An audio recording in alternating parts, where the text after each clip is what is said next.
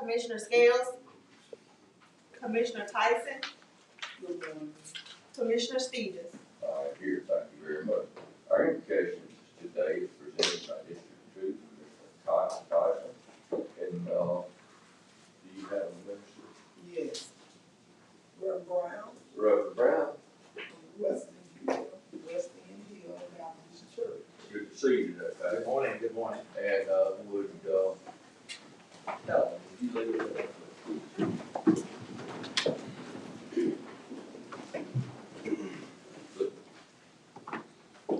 Let us pray. Eternal God, our Father, we come before your presence now in the most humble way that we know how.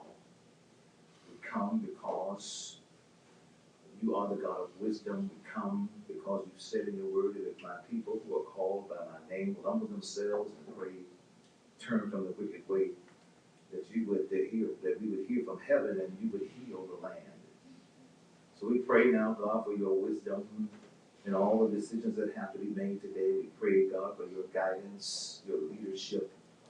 We realize that there's nothing that we can do without you, but with you we can do all things through Christ who strengthens us. So I pray for each of these commissioners now who have the Herculean task of leading this county. We pray for all of these participants who come now, make their presentations. We pray for solutions to the situations. We pray for answers to problems. We pray for leadership in the midst of confusion, clarity, that you might be able to lead us and guide us in the way you would have us to go. We pray these blessings now in Jesus' name. Amen. Amen. Salute, pledge. I pledge allegiance to the flag of the United States of America and to the republic for which it stands, one nation, under God, indivisible, with liberty and justice for all.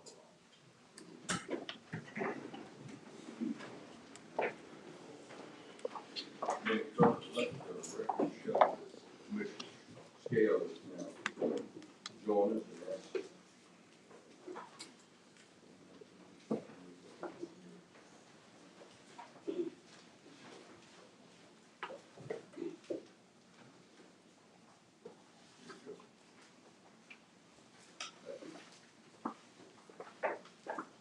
Commissioner, you have before you the minutes from our September 28th meeting.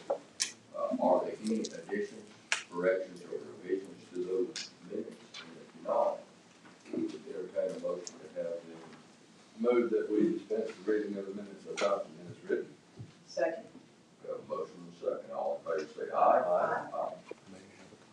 We have, I'm going to do this backwards. David, come on up, bud. I'm going to introduce you to someone most everyone in this room already knows. If you haven't seen him on TV, you will soon. He has been one of the backbones behind our Jefferson County Health Department for really since I've been there. And I can say, I can do all of these accolades that, in these degrees that he has. But one thing that I can say from personal experience is that Dr. David Hicks is a team player. Dr. David Hicks has the welfare of all citizens of Jefferson County, not in his head, but in his heart. And that he will transition to and make our Jefferson County Department of Health a better place. And I'm proud to have him as our new health director. I look forward to working with him and partnering with him through the county and through these other organizations to continue to improve the quality of life for the citizens of Jefferson County and the surrounding areas. Truly a servant's heart. If you want to read all his accolades, he's got a string of them behind him about that long. But I think I said what is in my heart, and I know it's in his heart. David, well, Thank you, appreciate it. please, say a few words. Yeah, thank you, President Stevens, Commissioner Scales, Commissioner Knight, Commissioner Tyson, Commissioner Bowling. Some of you I've served with in the past and we've had a relationship. I'm looking forward to working with you, Commissioner Bowling, as well, and congratulations on your new appointment. So I am honored and humbled to serve as your Jefferson County Health Officer. I don't take that responsibility lightly. At our health department, it's been a storied health department for over 100 years, that we have always put those that live, work, worship, and play in Jefferson County at the forefront of our minds as we intend to protect and preserve the health of all. We really would like you to know that we're going to be very intentional and strategic about what we do moving forward. We want all that live in Jefferson County to be as healthy as possible. Meet people where they are and address those acute needs. And that's different. We have a very diverse community, and so some parts of our community may need certain things and more resources than others, but we don't want to leave anybody out. We are embarking on a new strategic plan, so I'll be looking forward to sharing that with you.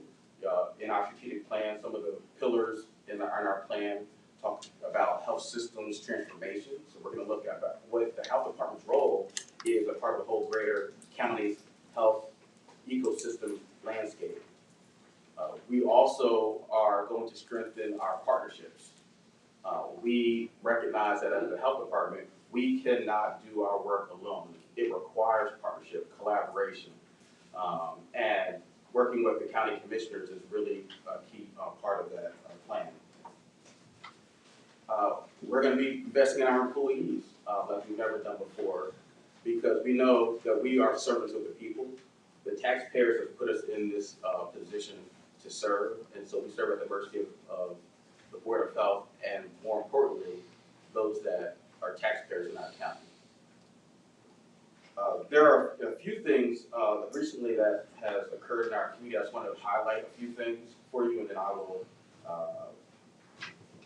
sit down.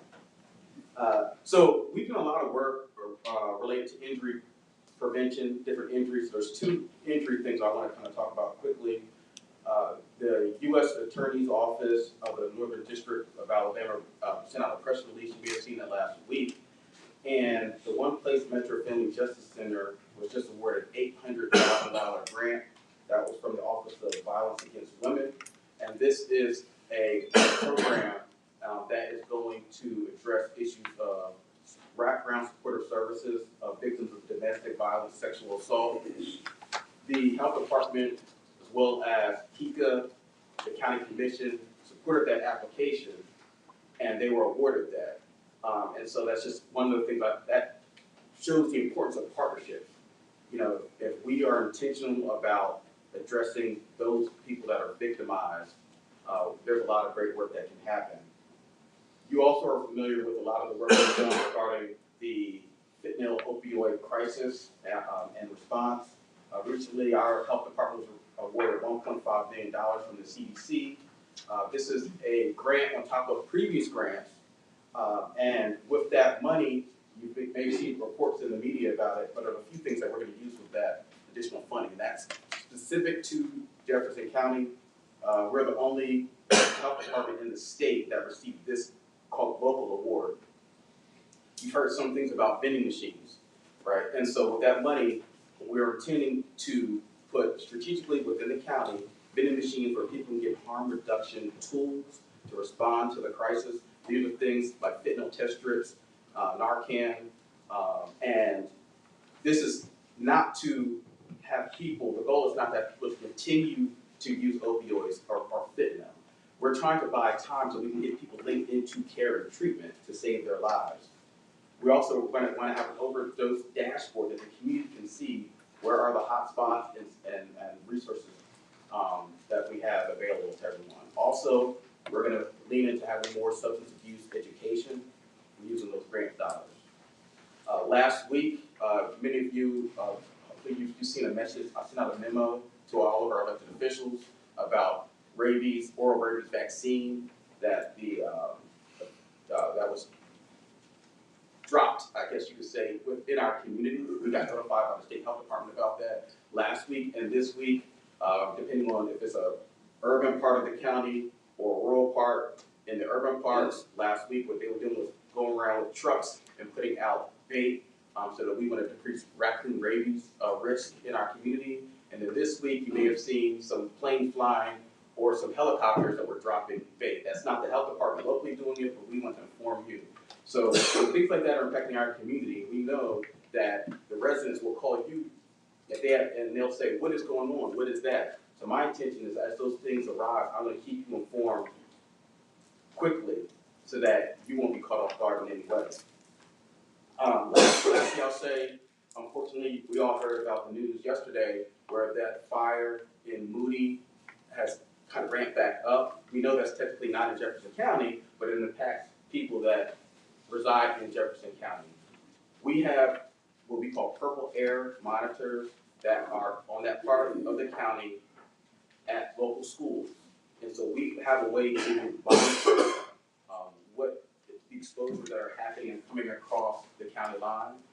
And so although it's not in our jurisdiction, we're still keeping watch of that and keeping abreast of that. Our environmental health program is actively monitoring that situation. So with that, I will say I'm working with all of you in establishing strong relationships, and please directly contact me with any needs or concerns. Thank you. Mr. President, Mr. Scott. thank you. Let me say, this is a wonderful day, and congratulations to you. It's very well deserved. I want to say publicly, Dr. Hicks, you were the wind beneath the wind of COVID. You were the wind beneath the wings of that whole COVID situation. Not only am I proud of you in terms of what you do with your character, I think you stood very tall. Even in some of the most uncomfortable situations, you handled yourself very well. I'm not surprised as to where you are. I just wanted to say publicly, I'm very proud that they chose you. I think that you are a great asset to this county, and it would have been foolish if it had been done otherwise. I'd also like to say this as relates to the president said that best is not in your head, is in your heart. When you're moved by your heart, that means you're passionate. When you're passionate, you come up with solutions instead of problems. You solve problems. And I just want you to know from the bottom of my heart, you have 100% of my support. Any way that I can be of service to you, I am willing to do that. I think you have served us extremely well. So this is a wonderful day. You've already been appointed. You're just coming before us today. And just for public record, a lot of people don't know that the Jefferson County Health Department is a state agency. So it is not Jefferson County. It bears the name of Jefferson County. But you have represented Jefferson County extremely well. So looking forward to great things happening, and I'm proud to say you also are a church member. You're that faith in action. So thank you. Thank you, Commissioner. Dr. Hicks, one question, are those monitors getting any readings out there on the eastern side yet? I've not been informed of that, and I will follow with you, Commissioner Knight. I know I got alerted of that yesterday afternoon, and so I will get back to you today with an answer. Well, you always have. Every time I call you, you answer the phone or you call me right back. And you were a stalwart during the COVID issue, and I concur with everything Commissioner Scales has said about you. You have some big shoes to fill because Mark Wilson was a good guy and a great leader, and I got every confidence in you, sir, because I've seen what you could do, and I've seen how you do it, and see how you treat people. So welcome on board, sir. Thank you, Commissioner. Thank you so much, for all of the comments. I've been working with you for a long time, ever since you got here, Dr. Wilson. And you are in my, clinic is in my district, and it's just a breath of fresh air. Dr. Wilson did a great job, but I know we see you in the community constantly with different clinics. They are so busy, and we appreciate you, and I will continue to work and support you.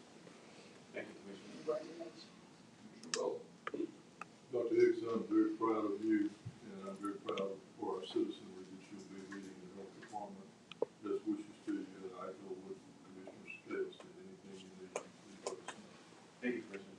So, If I say anything else, I might get you a big pair of shoes. Appreciate it. Thank you all. Thank you. All right, have a resolution for Sarah Collins. District 2? District 1, District 2. And while they're getting ready, we will have our public hearings next on the agenda. There's several zoning cases and a couple of other public hearings. I would like to, I may change that order just a little bit.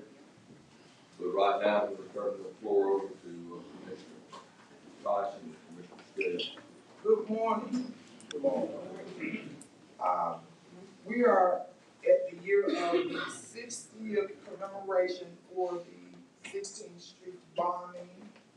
We have Sarah Collins Rudolph, which was one of the survivors of the bombing. And I think that, you know, we celebrate the dead, believe it or not, and commemorate the dead so much till we forget the injured and the living that suffered through the bombing and the things that went on 60 years ago. The resolution is not enough.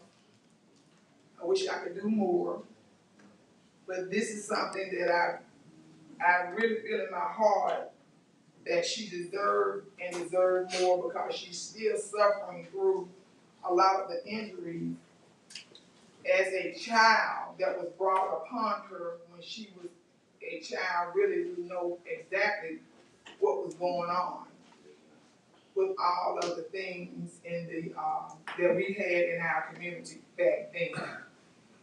Sarah, I appreciate you. You paved the way not only for me and Commissioner Scales, for other people that still living.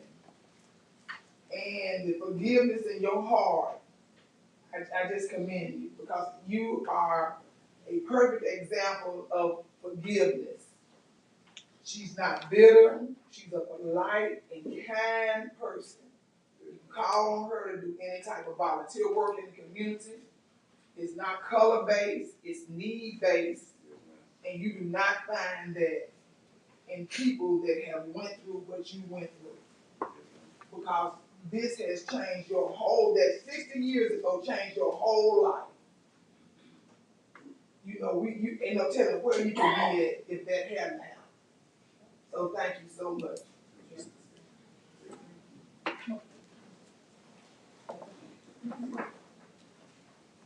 As they are approaching,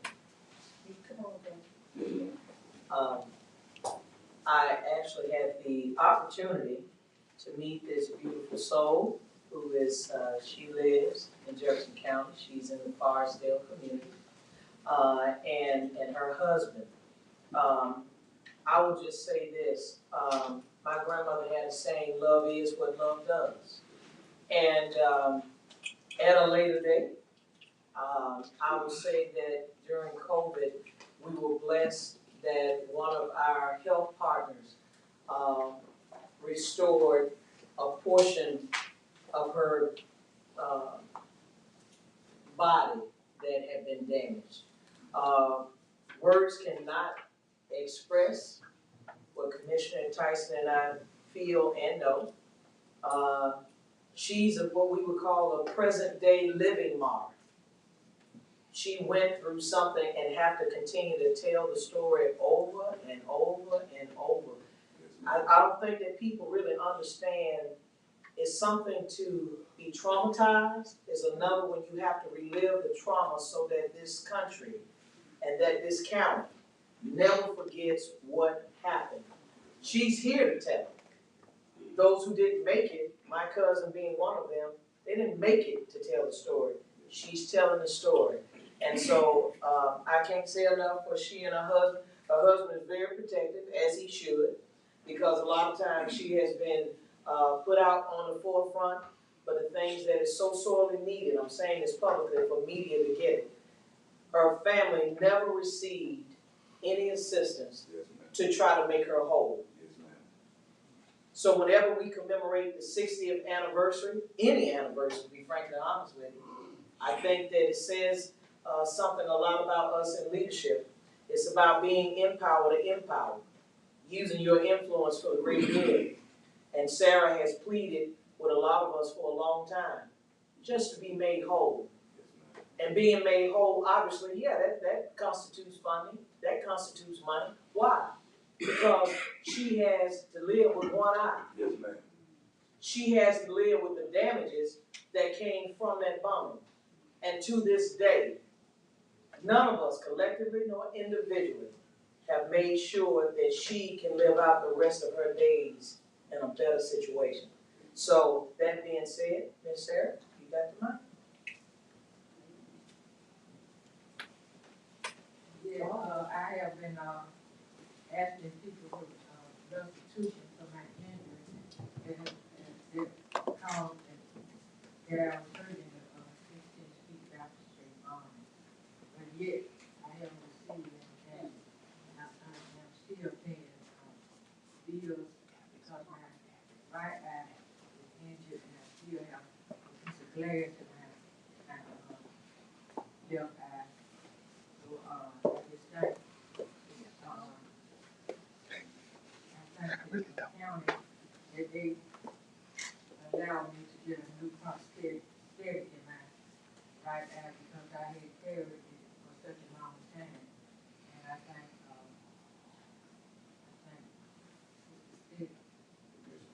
the Commissioner Scale, plus Tyson, for all that they have been doing to help me. Yes, ma'am. Because I've had lawyers try to get restitution from me. But these two, they have really stood by my side to try to help me get something. So I'm waiting 60 years now, and I haven't gotten restitution yet.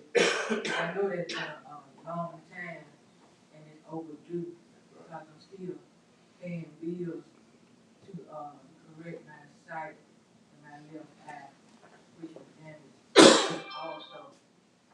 So if you, please, I would like to, have restitution for my injury, because that day we was in church, we was minding our own business, when the cook was place a bomb in the church. And I've been feeling for a long time, that it seems like they have, put it on me, but it's my injury, but I wasn't involved in placing a bomb. So thank you so much. Thank you. Well, I thank Commissioner Tyson and Commissioner Skills for inviting my wife and me down there. Like my wife said, she went through Vietnam, just like I went through Vietnam.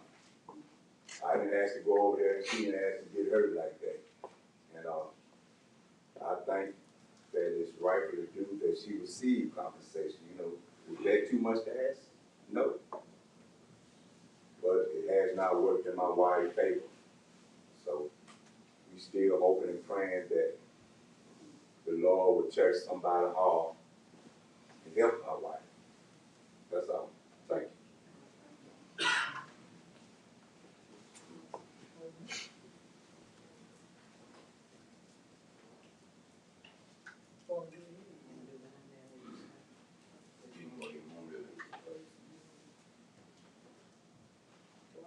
Yes, ma'am.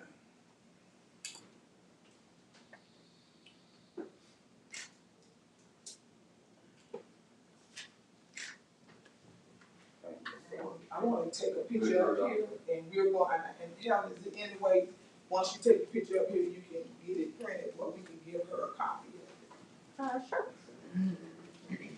If that's fine. We'll be right here, we'll be right behind. Or you can do it. Yes, sir. Yes, sir.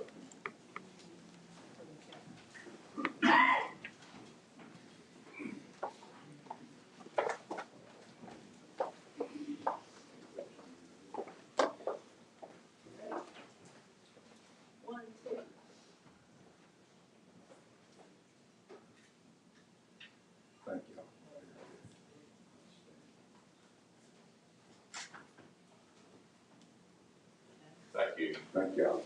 Appreciate it. Yes, sir. All right, Commissioners, we're beginning the public hearing. This is the portion.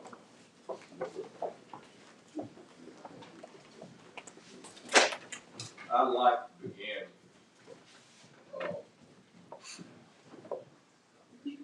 point of privilege, I'd like to begin with number 6 on our public.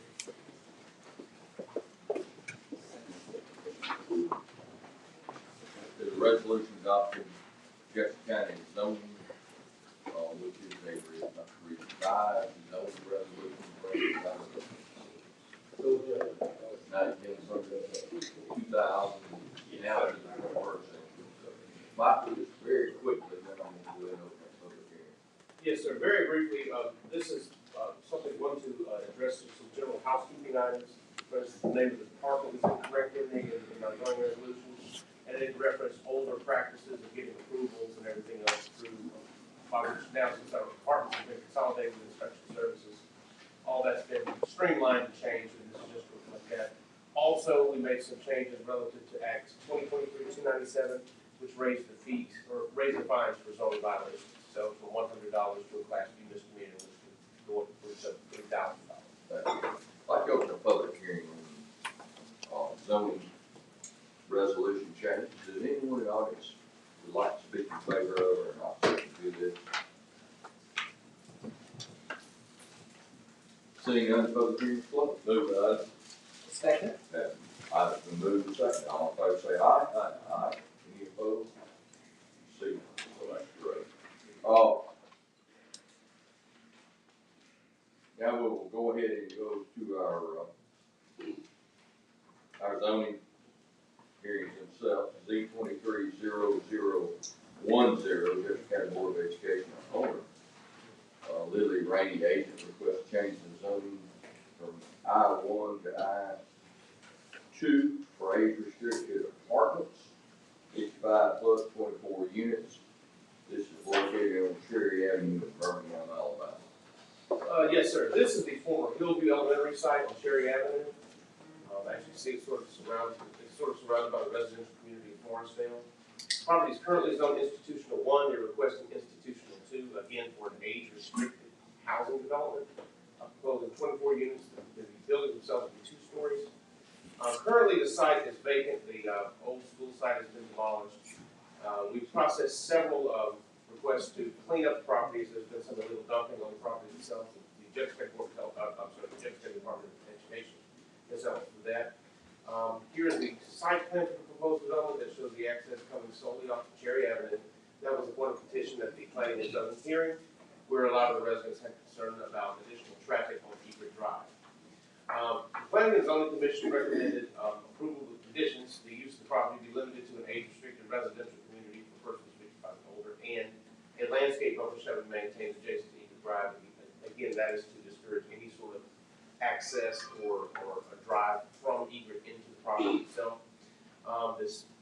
Because it is an institutional request, these things can be considered in any zone or any area of the community, as long as it is something that fits the scale and scope of the surrounding development itself. So these apartments. Yes, sir. Okay.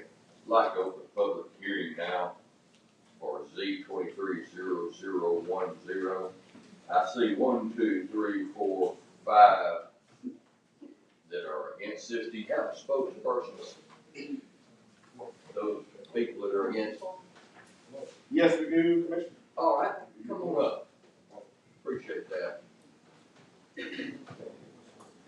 And need your name and your address, please, ma'am. Okay, my name is Sharon Marshall, and my address is 973 Egret Drive, and I live in the back of the property. And I have a few concerns. One of my concerns is security. I mean, who's gonna make sure that it's gonna be secure around there? Maintenance is another concern.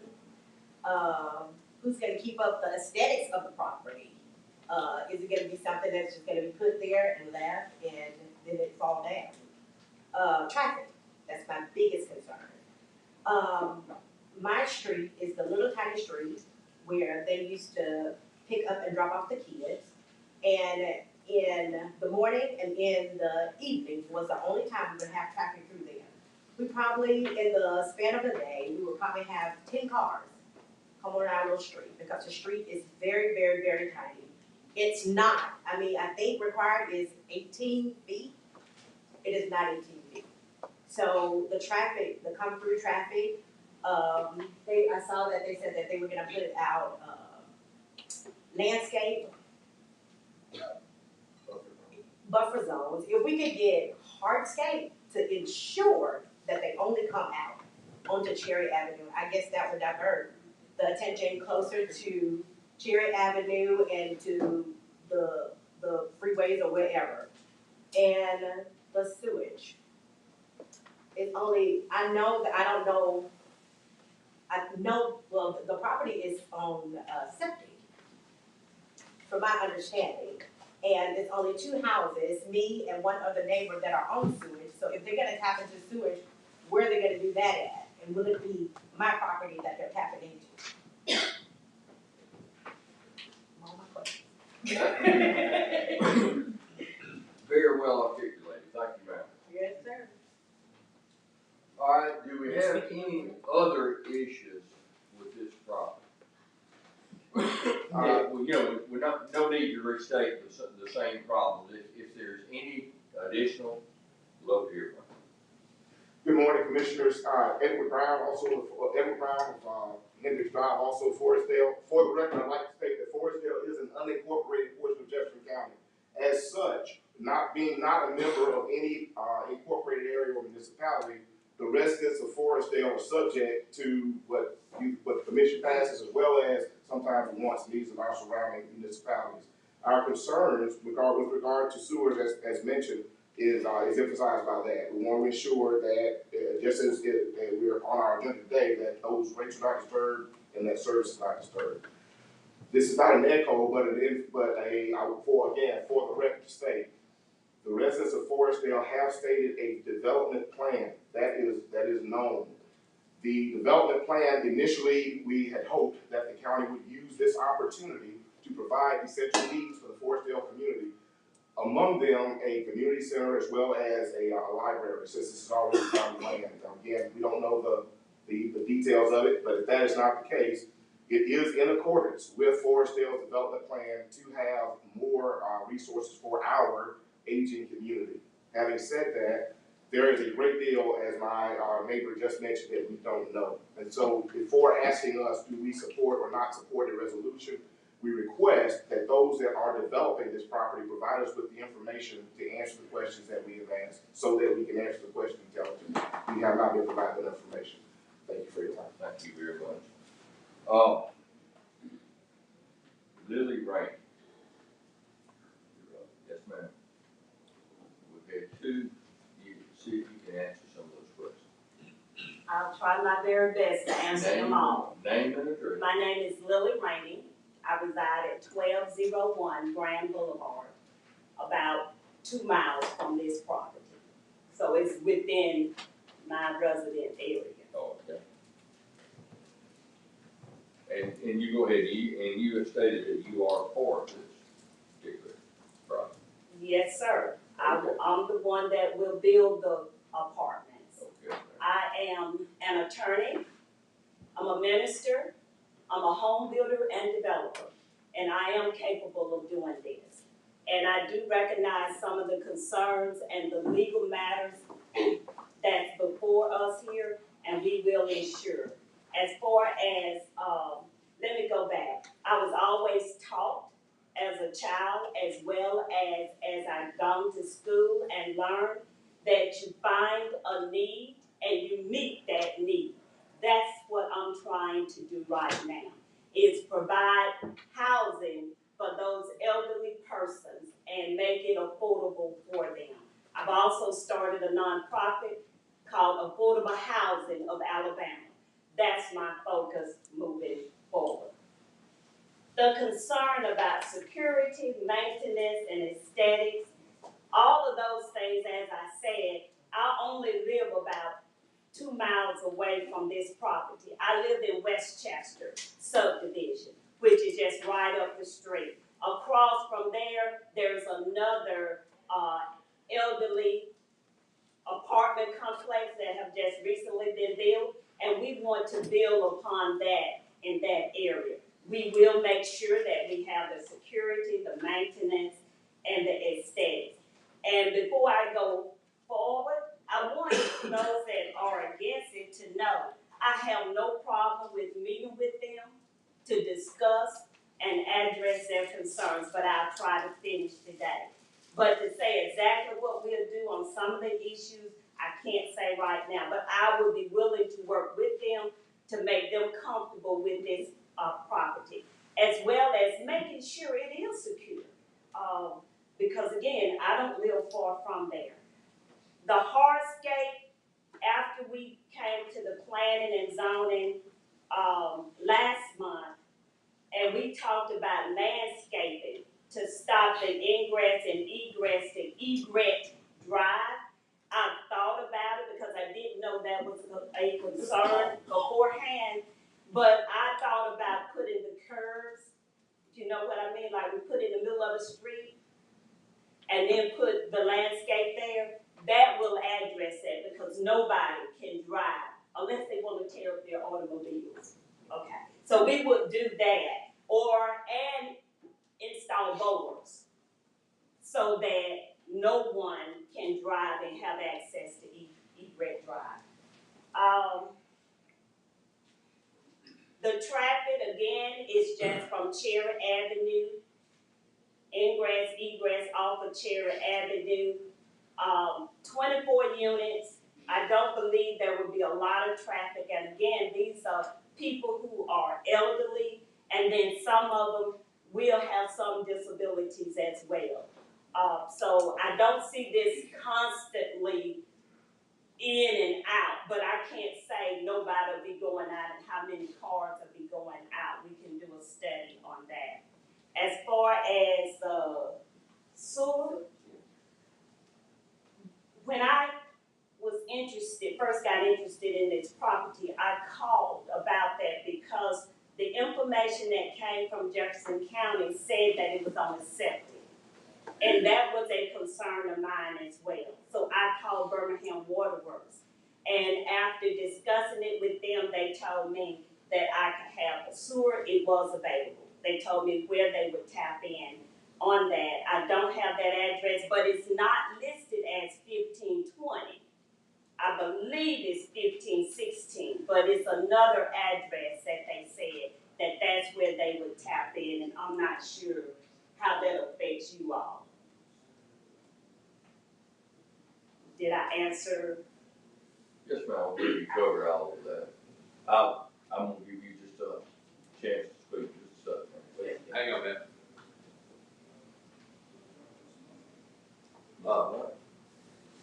Are you gonna have on-site management? Yes.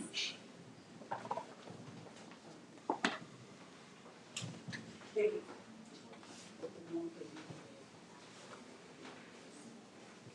know you have a provision for an office, but I'm saying, well, I'm asking, are you gonna have on-site? There will be a manager, yes. I understand, will it be on-site, living there? The property manager will have one of those apartments. And then there will be someone there daily in the office as the office manager. Is that answering your question? It is, and in these type of situations, one of the problems we're seeing is the age restricted 55 and older. Sometimes you have those that are not 55 living there. That would be very important. We will ensure. You said you would have security. How would you have security? Would you contract somebody to be there 24 hours, or you just have, you said you would provide it, you just didn't say how. I didn't say how because that had not been brought, that was not even brought up at the planning and zoning last month. So just standing here to say this is exactly what I'm going to do, but again, I'll be happy to meet with them. And of course, that is important, and I do understand that. And we will make sure that it is. If nothing else, what I was thinking about was putting up the gates. We only got one ingress and egress. That's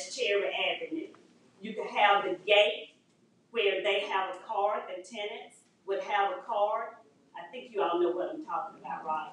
That will open up the gate so that everybody and anybody cannot enter into this property.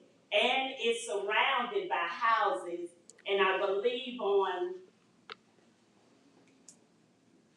that upper side there, that there's a fence already there. There's not a fence toward egress. Am I right? Is it not a fence there separating that house? From my house, I don't know if it's your house. okay? Or, So it's fenced all the way around. Okay, so it's fenced already around there. So what I'm saying, ingress and egress off of Cherry Avenue, that we could put a fence there so that not anybody and everybody, it's only the tenants who have access or their guests that they allow to come in. Okay, you said you had this is 24 units, Yes, and you were gonna have some people probably with some disabilities, so you're gonna have elevators? yes. It's a 2-story building. Second. Any other questions? I have, questions, Mr. President. What's your last name? I'm sorry. Rainey, R-A-I-N-E-Y. Okay, Ms. Rainey, well, first of all, good morning. Good morning. All right. So, I don't want to repeat the questions that my colleague, obviously I'm a representative of the district. So, here probably is some of my concerns. It's apparent to me, and I want to be clear in what I'm about to say. Have the security portion, the sewer connect, property management, do you have any of this already in writing that is a part and has been incorporated into your plan? The security is not a part of my plan because, as I just stated, I didn't know it was a concern until today. Because that was not even brought up last month. If it had been, I could have been working on it. But I had already thought about, like I said, the gate, ingress, egress off of Cherry Avenue to make it secure so that people are not just off the street coming into this area. Because as you can tell from the property, it's more narrow So what I'm than saying, big sprawling. When we think about 6 acres, you think it's a lot, but you see it's more narrow, it's going just sort of straight back. And if there's fencing all around it as well, or we put up the concrete curbing, the hardscape, it's going to stop anyone from coming in from egress. The only way to get in is through Cherry Avenue. so Ms. Raymond, Yes. listen to me. What I'm saying is, do you have the concerns that have been addressed? Do you have this a part of your development plan? Do you have this in writing as a part of your project plans? No. In writing? As of today, no. But I am the one that is in charge of this. So to go back and add it is not very difficult to do. And if you make that a condition, just like at the first meeting, they made it a condition. I went in saying 55 and over. But then they addressed the egret drive, and then they made that a part of the condition to get it approved. So if we want to make that a part, but it really doesn't have to be, but I will make sure and add that to my plan. So what I'm saying, respectfully, Ms. Yes, Rainey, what I'm saying is, typically when we have hearings that come before us, a lot of the things that we're talking about, particularly when you're speaking of sewer, your maintenance plans or whatever, those things would already be incorporated in a plan that is already visible, that have already gone before. If you want me to be honest with you, I think this is prematurely before us, because what should have happened is to have a conversation with those who are going to be equally affected by the project. Incorporate it into your planning for the project so that these things that are real important could then be in a written format. So when we speak of security, well, what does that look like? Okay, I know we can speak, you know, you're eloquent. I know we can speak from that position, but it doesn't help us if it's not anything we can put in, you have in writing that has already been considered. You have adjacent neighbors to the project, they're on board, everyone have had a conversation. So, once the young lady speaks, I'll be ready for a motion. I believe that it is prematurely before us. And so those kind of conversations, when we start talking about sewer, and we're already trying to address the crime or the criminal element over there in Forestdale anyway, just so that you know. Right. And so those concerns about having other occupants who are not on the lease, okay, that's a nice way of saying that I have X person, but I have all these other little people living there, and it ends up being a problem. I see you shaking your head, but listen only to what I'm saying. That is a real issue. And for just what was stated earlier, being that it's unincorporated, there is no municipal support other than the county support for that area. Am I making sense? Yes, ma'am. So while I think your project may be worthwhile, just like that site right now is a dumping site that I've had to call the superintendent about, and Mr. Morrison has had to contact different folks. Okay, so obviously there's some people who disregard what the community is trying or working hard to do, which is to clean up the area. But I don't want to take up more time, but you somewhat answered my question. And then, Mr. President, whoever else you want to call up, and then I'll make a motion. I would encourage you to contact our sewer department about the hookup. Birmingham Water Works don't speak for us on the sewer side, okay? So you need to get that, later. I would, like to point out that Environmental Services did confirm that sewer is available on this site. Okay. I did do pay for an environmental study at the very beginning and turned it over to the zoning for that as well. But address and all of that as far as who will come in and live with the tenants, that is in writing. And I must say, this is my first time, and so I didn't know to come with a written plan for you all.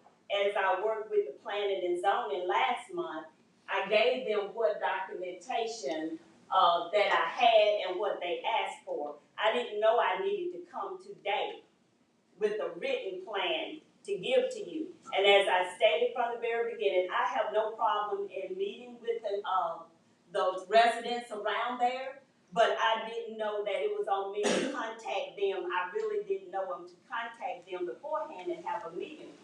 But I'll be willing to meet with them this week if they wanted to meet with me so that we can hammer out all of their concerns, because I do think this is a worthwhile project. So, Ms. Franklin, Yes. let me say this. You're an attorney, right? Yes. I know you will embrace this statement that I'm about to share with you. There was something when I was a council member, there's a person that I love, and even in his absence, he's so deep in my heart. His name is Judge J. Richmond Pearson. You know him? Yes. You know what his favorite statement was to me? And I'm sure he probably said it to you if you ever came in his courtroom. Ignorance of the law has, you can finish the statement. What is it? It's no excuse, but this is. No, listen to me. I want you to finish the statement since you were about to. It's no excuse. Okay, so that's why I'm trying to help you. Right. I am saying to you, this is prematurely, excuse me, Okay. before us. And whether you knew it or not, any development of an area, you're talking about new construction, there have to be certain qualifiers in order for it to be sustainable. The community is trying to get itself sustained. So it's not about determining whether your project is good or not so good. What it is that when you construct a plan or develop a plan, then it's very important that there's certain things that are just basics that you gotta cover. Okay. Am I making sense? Yes, ma'am. Yes. And we will do that, and we will, try to reach out if they will, be willing to meet with me. I would make a suggestion. Yes, sir. If we, people, these are your neighbors right here, They are. and you are representing 24 new neighbors. Right. So you bring 24 new families coming in, so people are reluctant to have that type of thing cast upon them without a good understanding of what's going on. So if we could, make a suggestion, if you will get with your neighbors and come to some type of an agreement, and we will put this off for 30 to 60 days, what would everyone be comfortable with to make sure we have, a good agreement? And when, 60 days? Commissioner, we believe 60 days would be enough for us to, have ready to come up with a plan to do this. That would be great, and the chair's gonna entertain a motion, for that, but what we want to do, we want both sides to come back when you come back, and we'd like to see you stand in unison. Yes, sir. I believe we can come to an agreement. That would be great. I'm chair, entertain a motion. Close the public hearing. Chair, entertain a motion. I move, Mr. President, that we delay this item, for 60 days. Have a motion second. All in favor say aye. Aye. Any opposed? There we go. Y'all reach your resolution. Thank you That's so gonna much. be a good Christmas present about Christmas time. Okay? Thank you. I Yes, appreciate ma'am. it. All right.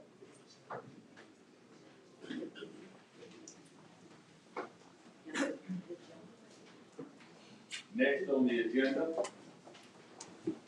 is Z 230026. Evangel Assembly of God of Mount Olive. They want to change from I-1 from A1 to I-1 for new storage warehouse.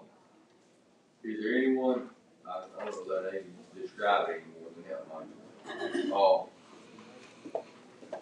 I saw no one in opposition. Is anyone here in opposition to it? I'm not in opposition, but I own the property. All right, that's good. So I'm guessing you're for this. Yes, sir. All right.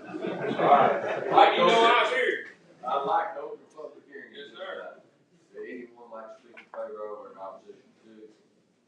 Seeing none, public hearing is closed. Vote on. Item's been moved. Just point of order, there was P and Z recommendations as conditions, and then staff has some additional recommendations, almost restricting the use to just, anything allowed in C1, along with the storage of recreational vehicles, boats, utility trailers, and also ran vehicles, just to limit the scope of the use. And wide open I-1 would allow for any wide range of manufacturing distribution, which may not be cohesive to the surrounding development. So I just want to be sure that if there's some sort of motion that we're clear about. Motion with restriction. Yeah, the item has the restrictions listed, right? Well, again, it's listed in your reports, it's listed on the agenda, but that's what you will approve, correct? That's what I'm talking about. All right. I just want to clarify Move that. second. All in favor say aye. Aye. Any opposed? We're good. Did have a question, You're way ahead, sir. And sometimes it's best when you get through that evening. Yes, sir. Call him outside. I can do that. Thank you. Next is Z 230027, Johnson Castle Board owner. Rick Nail is the agent. Mike? Yes, sir, this is just a request to consolidate zoning on parcels.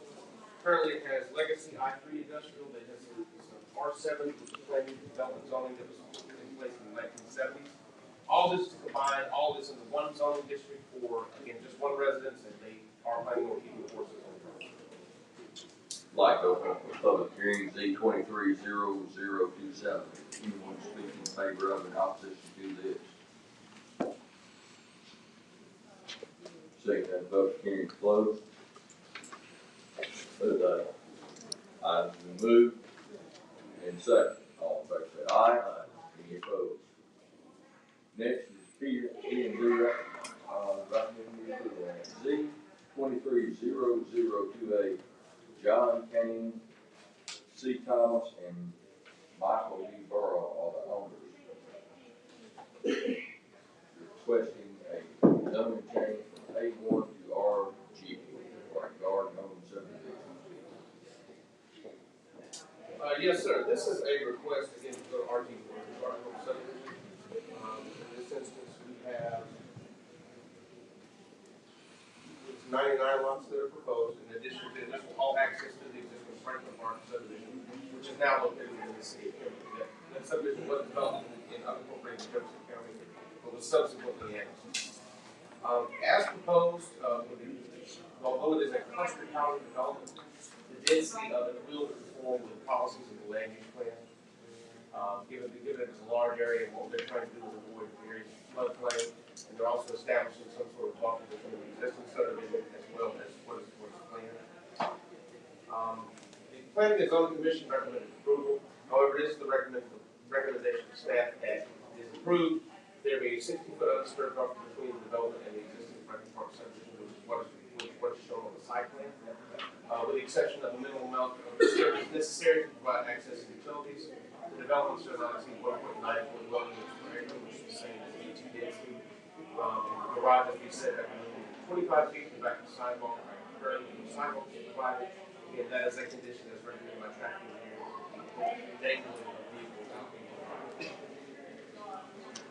Mr. Morris, Sir. back in 2007, there was a request to zone this into R1, but it was a completely different layout. Yes, sir. Pull up the. Yes, sir. It was a different layout, and that layout did not include the entirety of the property.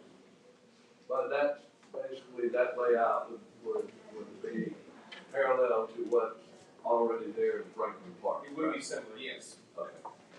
And that one has only 40 lots, but it only included the area that is to the east of the flood. I'm sorry, to the west of the flood. Like open the public hearing this time for Z 230028. Is there anyone in the audience, and I believe we have David Willoughby, like to speak? You've been the only sign for this. And take your address, please. My name is David Willoughby. I reside at 1792 Park Lane Circle. We have some concerns. They'd like me to voice our concerns for this subdivision. We are a rural community on a rural road, which sometimes can be curvy, winding, hilly, and we're approximately half mile from Morgan Jordan High School, so we see a lot of traffic at times. There's approximately 70 homes in our subdivision, and the map that you showed earlier, that I think that was phase 3, and that was what the rest of the subdivision was supposed to look like, and it's been changed now. So the concerns we have is at the zoning board meeting that was conducted on September 14th, it was stated that a traffic study was to be performed. Was this study performed, and what were the results? We haven't noticed anybody doing anything like that. It was also stated at the meeting that the housing project would have no fire protection. This is an unincorporated area of the county. And it was also stated that Kimberly and Warrior Fire Department would not be providing services to this area. We find this to be an issue due to the proximity to our subdivision.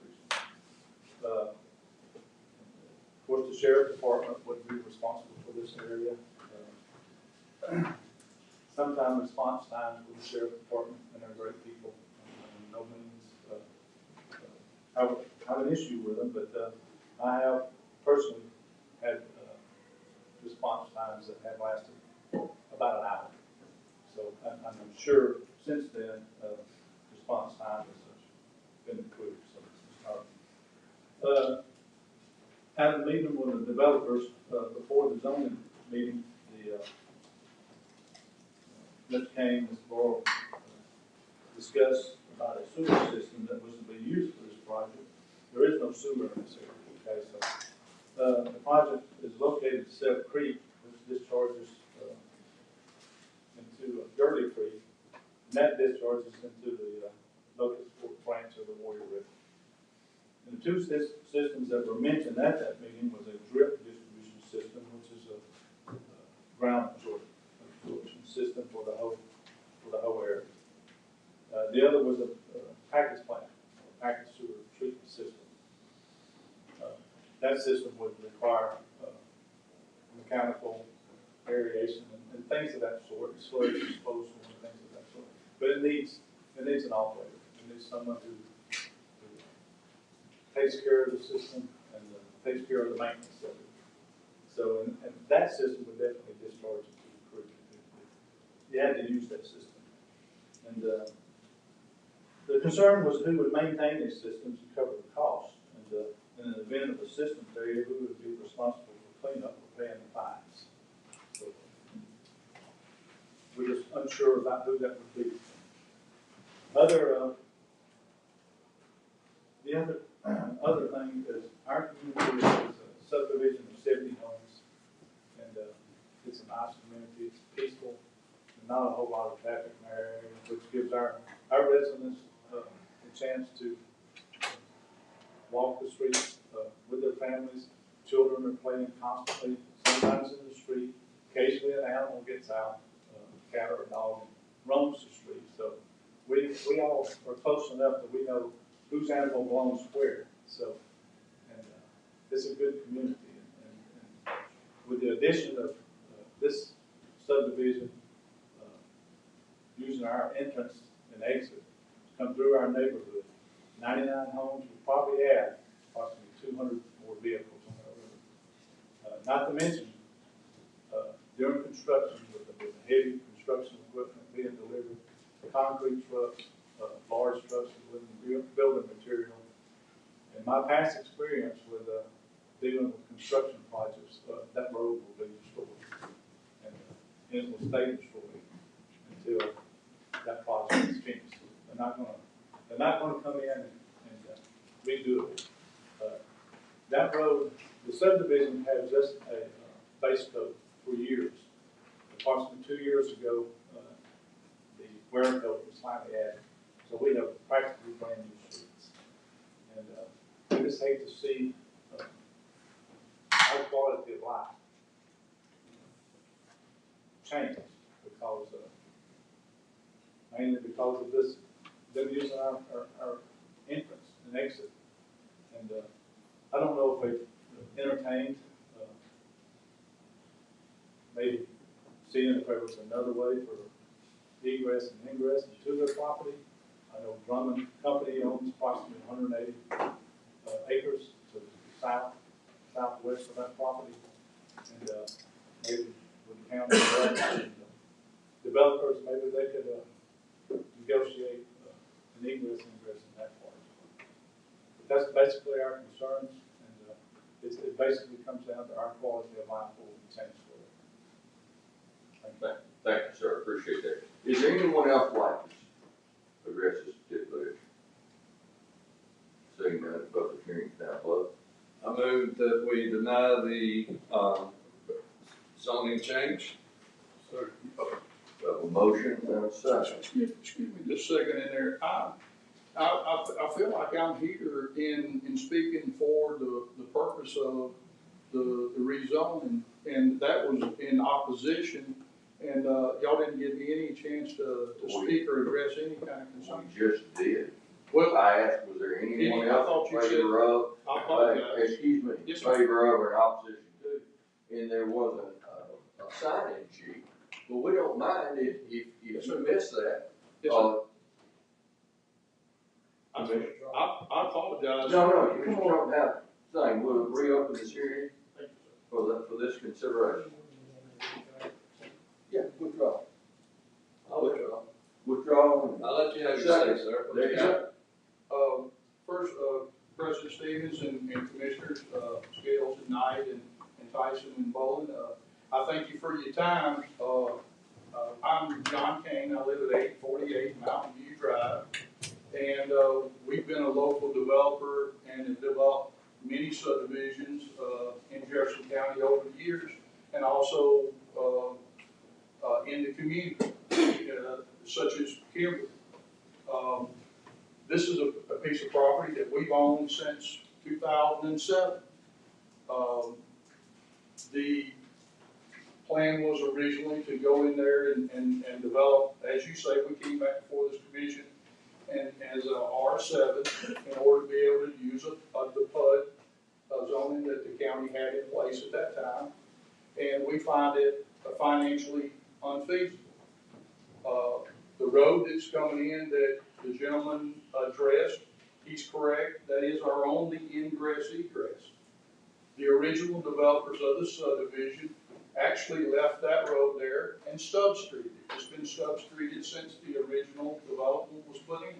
It has all the utilities and all the water, power, and the phones, everything was put out there was underground. So all those utilities, other than what we would use for septic, are there available to us. And it was left that way. Y'all developed it was developed in Jefferson County, and only recently was it actually annexed into the city of Kimberly by legislative action. City of Kimberly did not even actually own the adjacent property in order to be able to annex this property. So he is correct. There was a long period of time where the basin binder was the only thing that was there. And I'm assuming that the developer went defunct, and also that y'all picked up, whether y'all had a bond or whether what y'all had on there, y'all originally came out and put that seal coat on there, and that's correct. I've been in development for a long period of time. That street, that small portion of the road that comes in and stops at that could be bonded as requested always, by y'all. I don't understand, in my personal opinion, is how it doesn't meet the criteria of what the land use plan is for the area. We're way under density for the amount of almost 70 acres that we have. We have ample resources of land there to either go either direction, which one would be for a package plant, which y'all know is being currently used all over the county where there's not sewer available. And also we have enough land available if we wanted to go what I call the drip system or the individual system there, we've got enough land to do that too. I'll be more than happy to answer any kind of questions whatsoever. How big will your lots be? They are standard RG size of around 50 by 100.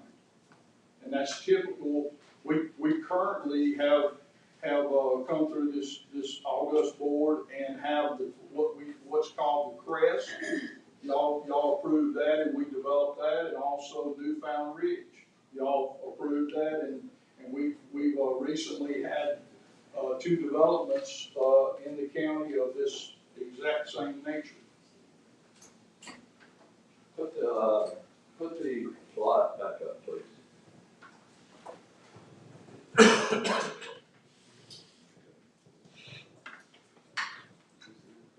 If you can also see, we've left all the open and common areas, which the recommendations from the P&Z or from the zoning was for us to have a minimum undisturbed buffer of 60 foot with a density of not to exceed 1.94, and then of course number 3 is the setbacks of the thing.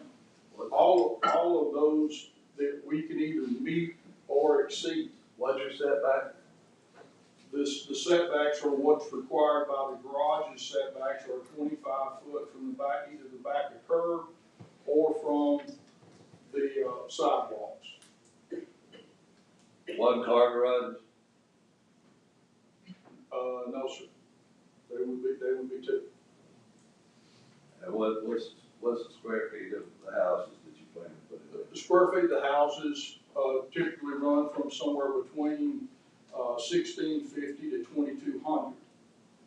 This is the typical type of development that we see all over Jefferson County.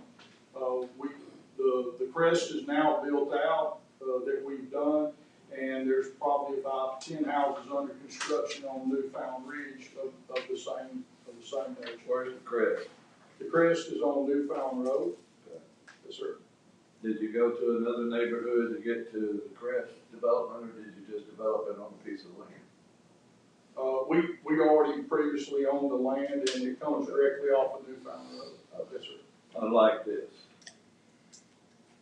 Commissioner Knight, let me ask you this. I'll ask, if you'll just answer the question. Yes, sir. It's unlike this, where you have to go through an existing neighborhood to get to where you're trying to develop. You're absolutely correct, but in the instance in there, we have no other ingress egress, and the original subdivision that was developed in Jefferson County was left in this manner. That substreet where you come around and come back was left for this purpose.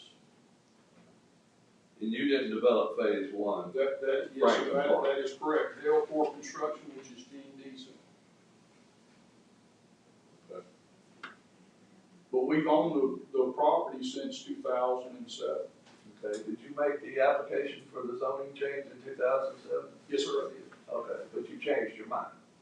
It wasn't financially feasible at Okay, that time. so this is about money now. Sir, I don't know of any business that's not about the end results of money, Commissioner Knight. All right. Now, do you own the property that's the south of this acreage? South of, Oh. there's approximately 70 acres there that we own. We don't own any other property that's adjacent there. No, sir. Now, the way you got that plotted out, would a school bus be able to get in and out of there? Yes, sir. All the roads that are there now were developed in Jefferson County, and all the streets there would meet and conform with Jefferson County regs, which is a standard subdivision is 11 foot of pavement on either side, which is 22 feet, and then the curb and gutter is 30 feet on either side of that. So all of the roads, I'm assuming, Michael, if you get up here and say, meet the Jefferson County regulations. Is there existing roads there now? There is coming in Stub Street, yes, sir. Yeah, but there's no existing roads there where you could propose it to build. You would have to build it. No, sir, this is a zoning hearing. I understand. Yes, sir. I understand. So, All right. Now, who will provide your fire coverage? Chief Sharp, which is the chief of Trafford, has told us that they would provide fire coverage.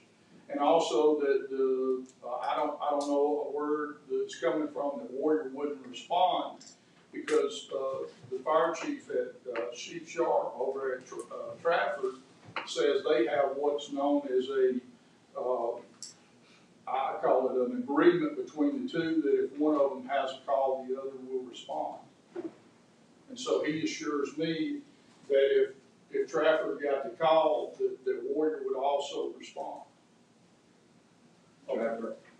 Yes, sir. Which is the closest fire department to this development, not Kimberly. And Trafford is a volunteer. Yes, sir, it is. So, now we got a floodplain.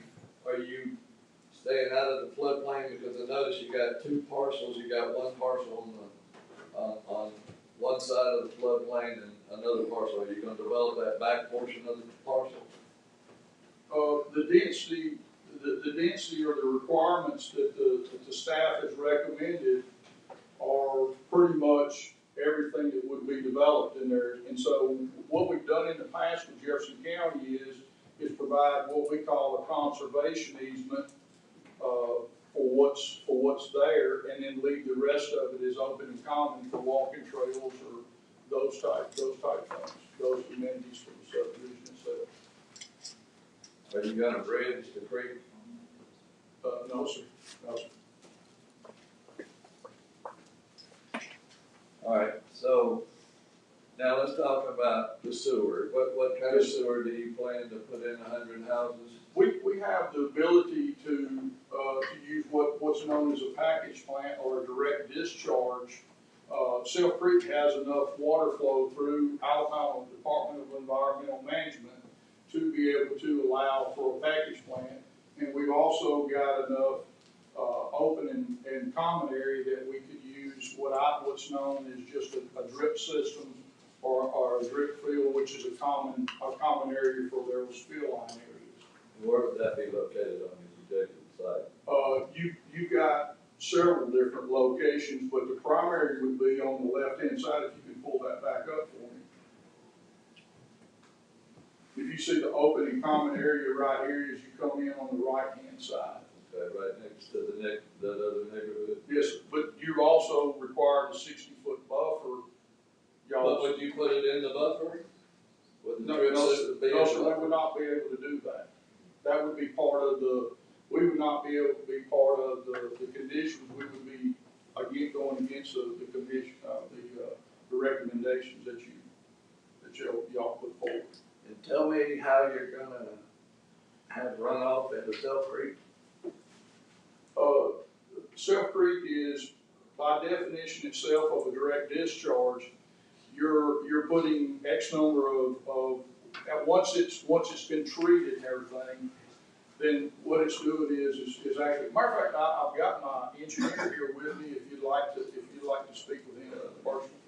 I mean, just if you're gonna put a drip system over here on the left in the common area, how are you gonna get whatever else you're gonna try to get to Self Creek? You can use either one or the other, Commissioner Knight. It's not both. It's either one or the other. We've got the ability with the amount of land that we've got and direct access into Self Creek. We've got the ability, which y'all are approved and the health department are approving all the time. The type of package plant that's available for developers nowadays are very common, especially in areas where Jefferson County doesn't have live sewer.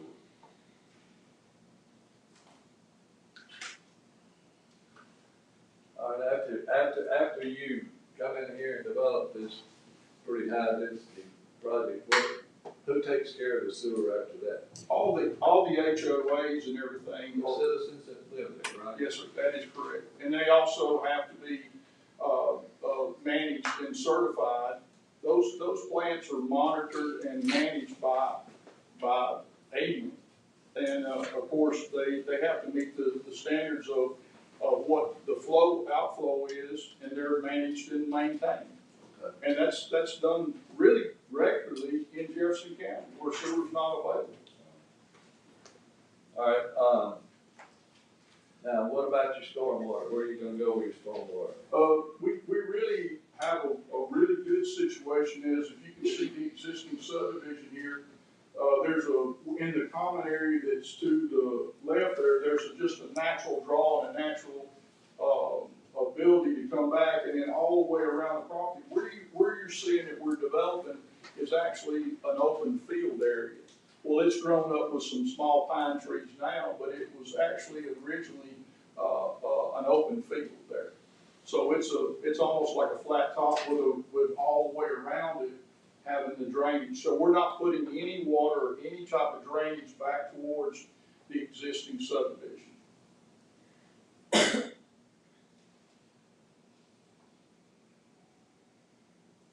So that would prohibit you from putting your sewer drip system out there where you're gonna have your. In here, which is where you see, if you can pull me back up,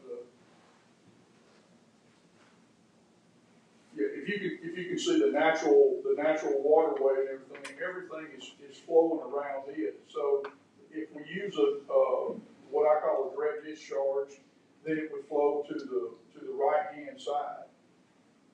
It would flow that way. And all that, everything is draining towards, away from the existing subdivision into what's now Self Creek.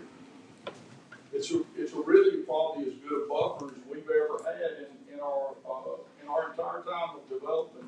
It's got the nicest tree line and buffer there in between that existing subdivision and what we're proposing.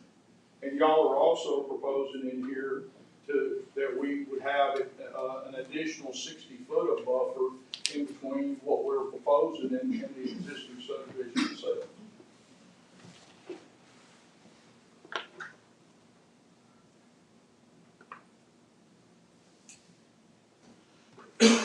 Now, the ingress and egress, that's the only way you can get in and out of there, is go through that existing neighborhood with that stub road and get in and out of there. You're gonna add 100, 200 cars a day. You done a traffic study? Commissioner Knight, we're in the process of Skipper, and I know we've used Skipper Consulting many times, and so have y'all. Well, we've got them on standby to be able to do that. But without the zoning in place, and there's really no need for it. But Commissioner Knight, let me just address one simple thing. When the original developers came in, they did a really good job because they kept the main body of the traffic for that second sector there, they kept it out of the main subdivision. If we can go back to that layout there, the other layout, you can see that it comes off of Bill Jones and comes down and actually ingress there. So the original developer did a really good job of what y'all approved originally, and it comes in and goes directly to the right. So it doesn't go through the main body of the subdivision. It does come through the same entrance because that was the access point, and that was the only access point available at that time. And like I said, it did Stubb Street. It Stubb Streets today. It did back in '07, and those are where the water and the underground utilities all come to. Okay. Yes, sir. Anyone else? Public hearing is now closed. Move to deny. We have a motion, move to deny. Do we have a second?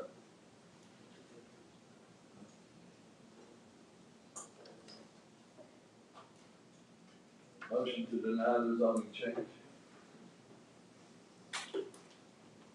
Sorry. We have a motion and a second. Ms. Clerk, please call the roll. Commissioner Bowman, No. Commissioner Knight, The motion is to deny.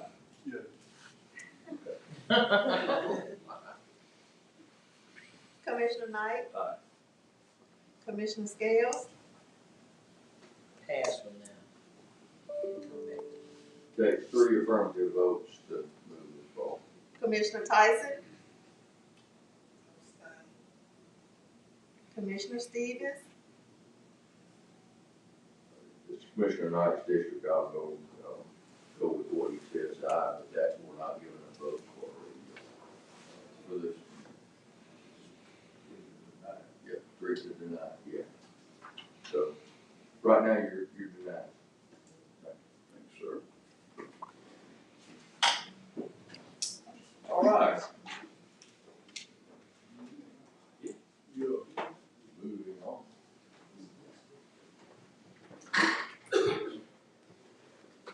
Our next is Z230029, this is out in my area.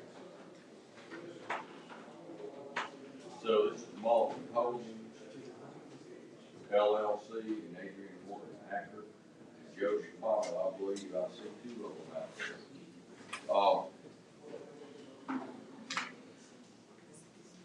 Mike? Yes, sir. Was any information you have, perhaps, about Yes, and I placed this on the dice, we received this yesterday.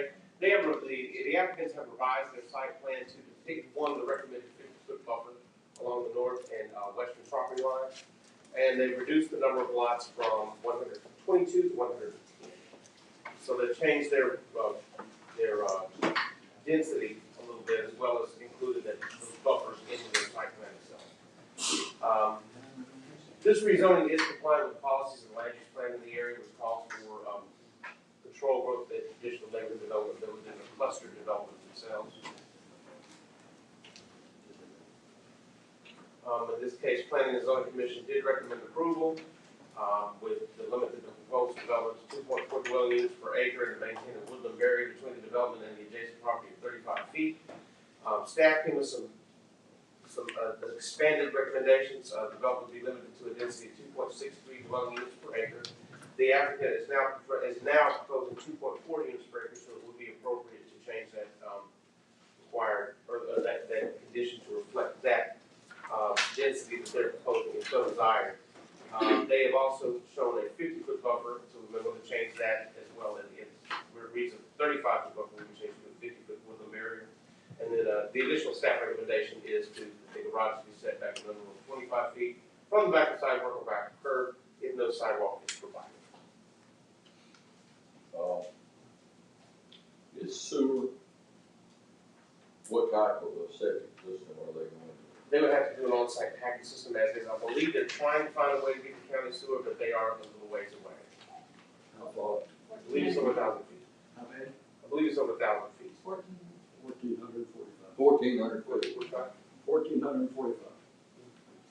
Okay, and I have been actively involved in trying to work through this with the residents and the developer and our sewer department. It's important as we move forward that if there's an ability to connect to our sewer system, we need to do that. That was part of our agreement when we were trying to grow us out of our debt. And it's very important that we work with our ESD department and our infrastructure deputy county manager to try to make things like that happen. With all of that being said, I'd like to open a public hearing now for Z230029. There's several against and a couple for. Do we have a spokesperson? I guess I'm it. Come on. Against? Yes. And then we'll have someone for you. It doesn't do any good to repeat if we're all against the same thing. But if it's all different items, we want to give you an opportunity. That's it. Yes, sir. As I've asked several times, may I approach? Of course. I have a handout for you. Thank you.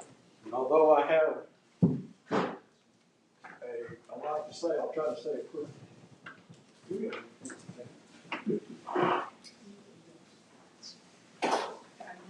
I'm wonderful. It's been a while. Okay. Good morning, everybody. Good morning. Y'all can hear me, I hope. We can. I'll stop shouting.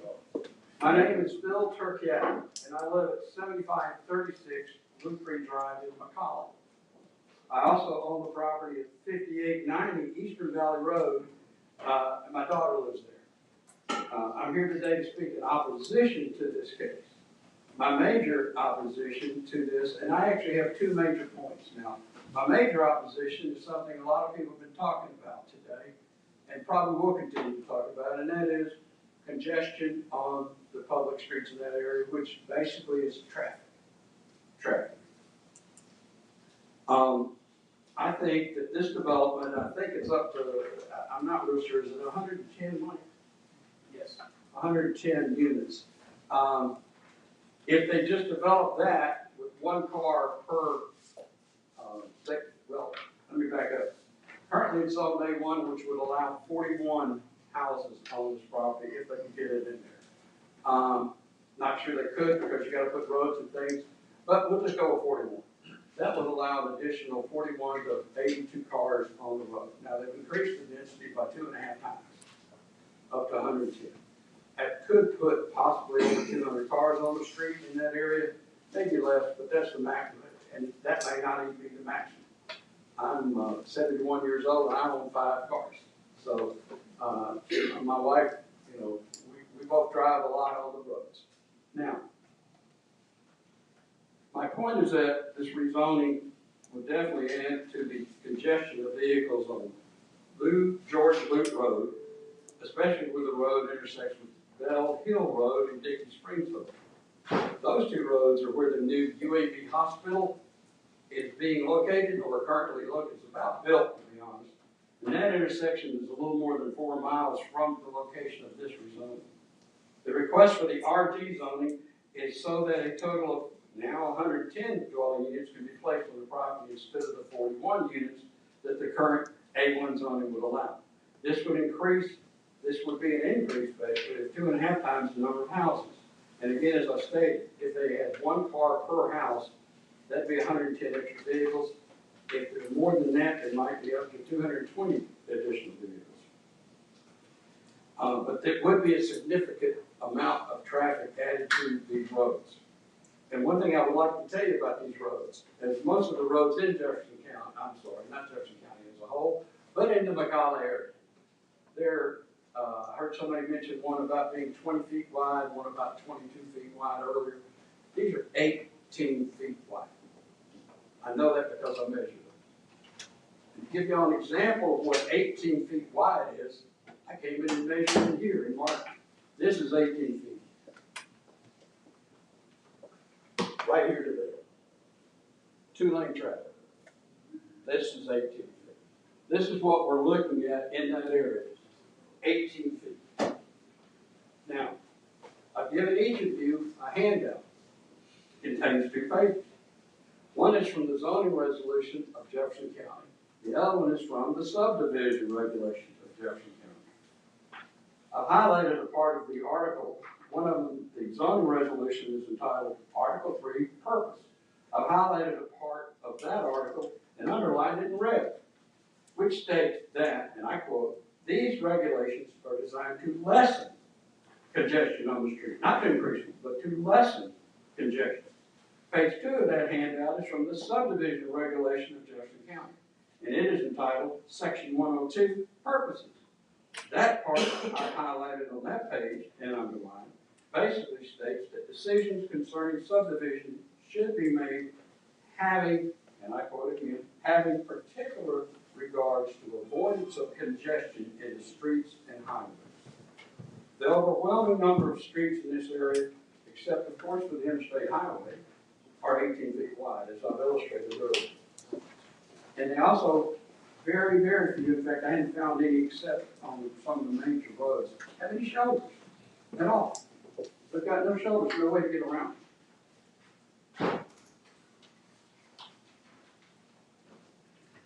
What I'm trying to say, I guess, is that to approve a subdivision like this, or a rezoning of a case to allow more congestion to occur, would be in contradiction and in, I wouldn't say violation, but it definitely does not follow the purpose of the zoning resolution or the subdivision resolution of Jefferson County.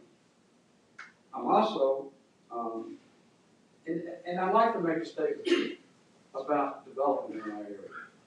I've spoke to a few people out in the hallway as I was waiting to come in this morning, county employees, who told me that as far as growth area, McCalla is growing substantially more than any other part of the county. Part of it's the smokers plant that's out there, the intermodal part that's out there. I understand all that, and I'm not against development. I'm not against expansion. I'm not even against more subdivisions and things. What I am concerned about, and what I am against, is bringing all that in without paying attention or completing maybe some road projects out there to widen the roads, maybe add some shoulder to the roads, or even a simple thing like cutting the right of way, which hasn't occurred that often in that area. But I think, we've heard a lot about traffic, or y'all heard a lot about traffic this morning. And I think one of the major concerns is that the roads are in fine shape. They're just not ready to accommodate the number of, the increased congestion that's going to occur in that area, especially with the new hospital opening. Right in front of the hospital is Dickey Springs Road. And also Pocahontas is very close. They changed the signalization at Pocahontas and Dickey Springs Road to a traffic signal. It was a stop sign. And I guess that was done because of the amount of traffic that goes through there. You've added a school not too far from that intersection. Y'all haven't, I'm sorry. But a school has been built not too far from that area, and that increased traffic. The problem I see without road improvement projects, without widening the roads and preparing for shoulders on the roads, turn lanes, things like this, it's just going to get worse. One of the people that live very close, actually adjacent to this, told me this morning, or told me last night on the phone, that there's another subdivision plan right up the road from this one. It just needs, I think, rather than concentrate on sewer, as you mentioned earlier, Commissioner Stevens, I think the concentration should be on roads in this area. The other concern I've got, the slides are not up there, but this part of this development just barely touches on the floodplain. But this lot currently is a wooded lot. And once it gets developed, of course, I'm not going to say they clear cut it, but they're going to pretty much clear cut it. Then after that, they're going to add asphalted streets, you've got rooftops. So, and there's no sewer here, so you're going to have groundwater for whatever system they put in. There's going to be an additional add or additional amount of groundwater because of the septic system. What I'm getting to is there's hardly anywhere for water runoff from this project to go. And unless I'm sadly mistaken, because I was checking double check the topography maps last night, the high point of this is just when you come in off of Blue George Loop Road. That's the high point. I think it's about 600 or 540 feet. It goes down to the creek, which the creek's name is Bob George Branch. And that feeds right into Shades Crest Creek. So you're going to add a substantial, I think, amount of water to that floodplain. And it may cause problems there, but it more than likely cause problems down the road or downstream from that. There's a number of people who contacted me because I have some experience in this area.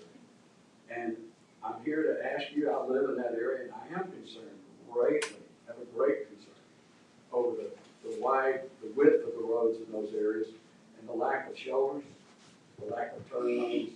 So I'm here to ask you not to approve this rezoning. If they come back and want to do a subdivision for what's allowed in the zoning ordinance, so be it, that's their right. But I am very concerned about adding to congestion to the public streets in that area. And also the floodplain issue. Water's got to go somewhere. So, unless you have questions, I think I'm done. Are you a lawyer? Sir? Are you a lawyer? No, sir. Well, that's a pretty good argument. But I do carry legal pads when we do that.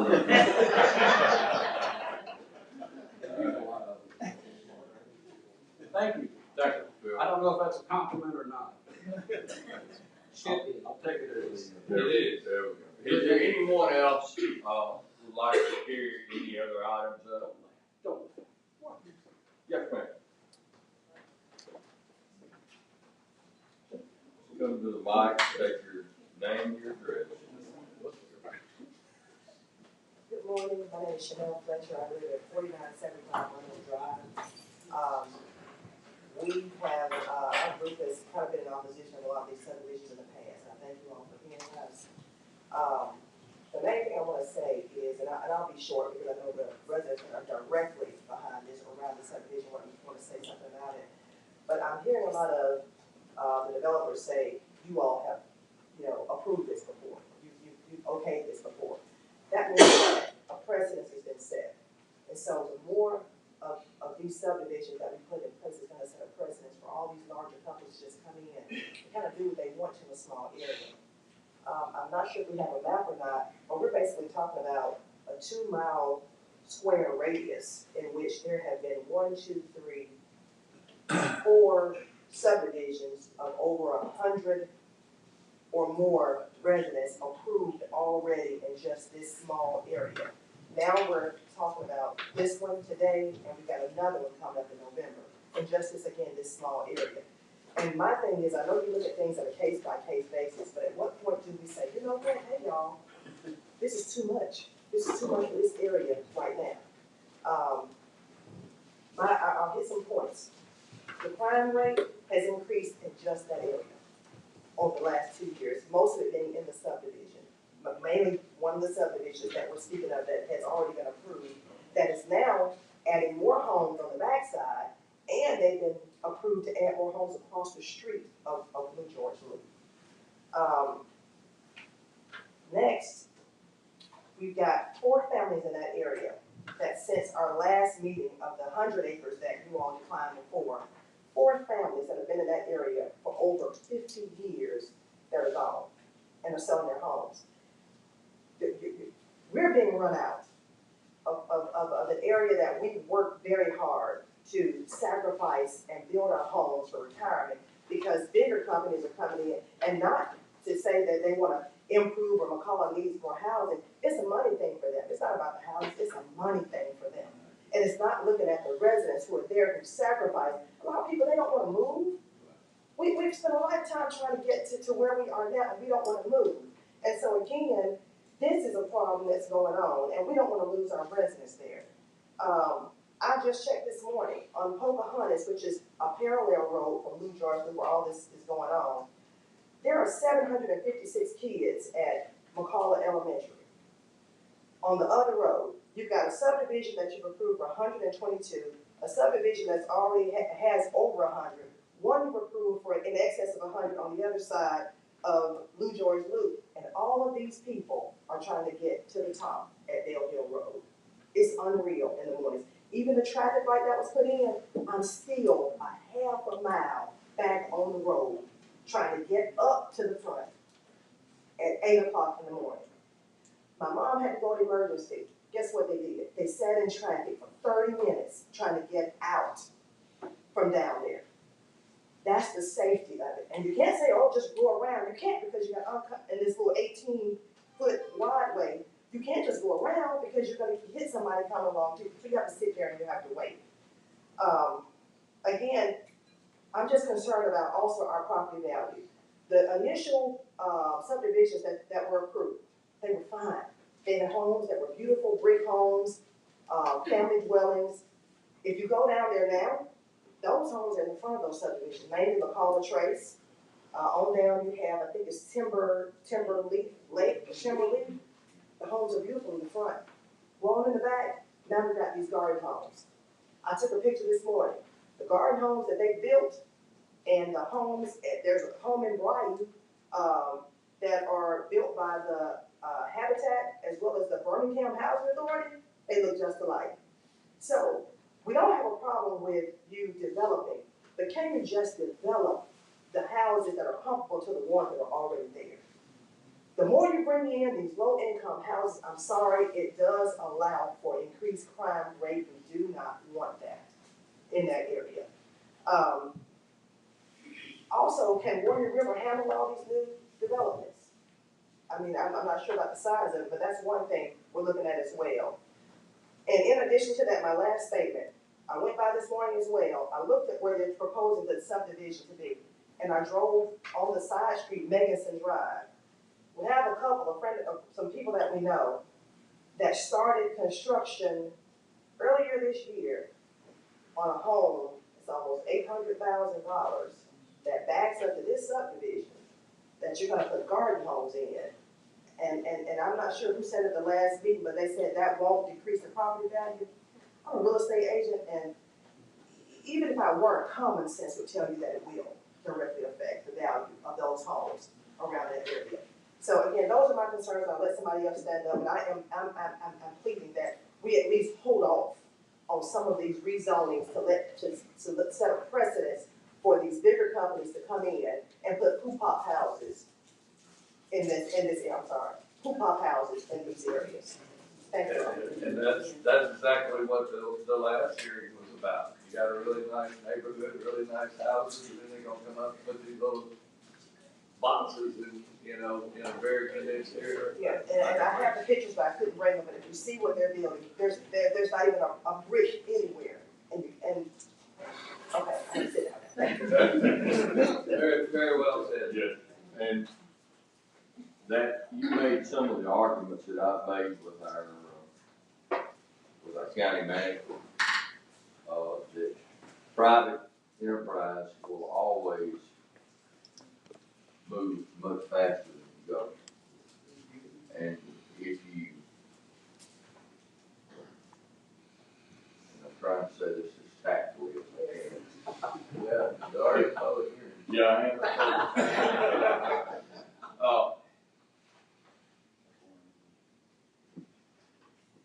You create a problem for two sets of individuals when you outgrow your infrastructure.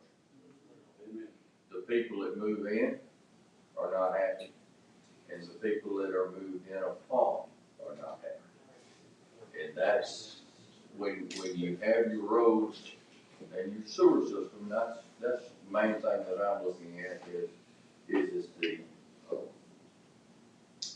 the sewer in that area. We're attempting to expand the sewer system and to put this many new homes on in an area with a package system. It creates a problem, and if it looked directly to the sewer or has the capability of being looked directly to the sewer, it would be much easier. And I know that we have a master plan down there for our roads, and we talked about it. If you put a elementary school on one end of the road and a hospital on the other, what are you gonna have? You know, it's traffic. I live on Morgan Road. Everybody knows that. And I've got too much traffic. 20,000 cars a day passing in front of my house. And it wasn't that way when I grew up. So I'm not gonna preach to y'all, but I understand where everyone in here is coming from, including the development, okay? I understand that completely.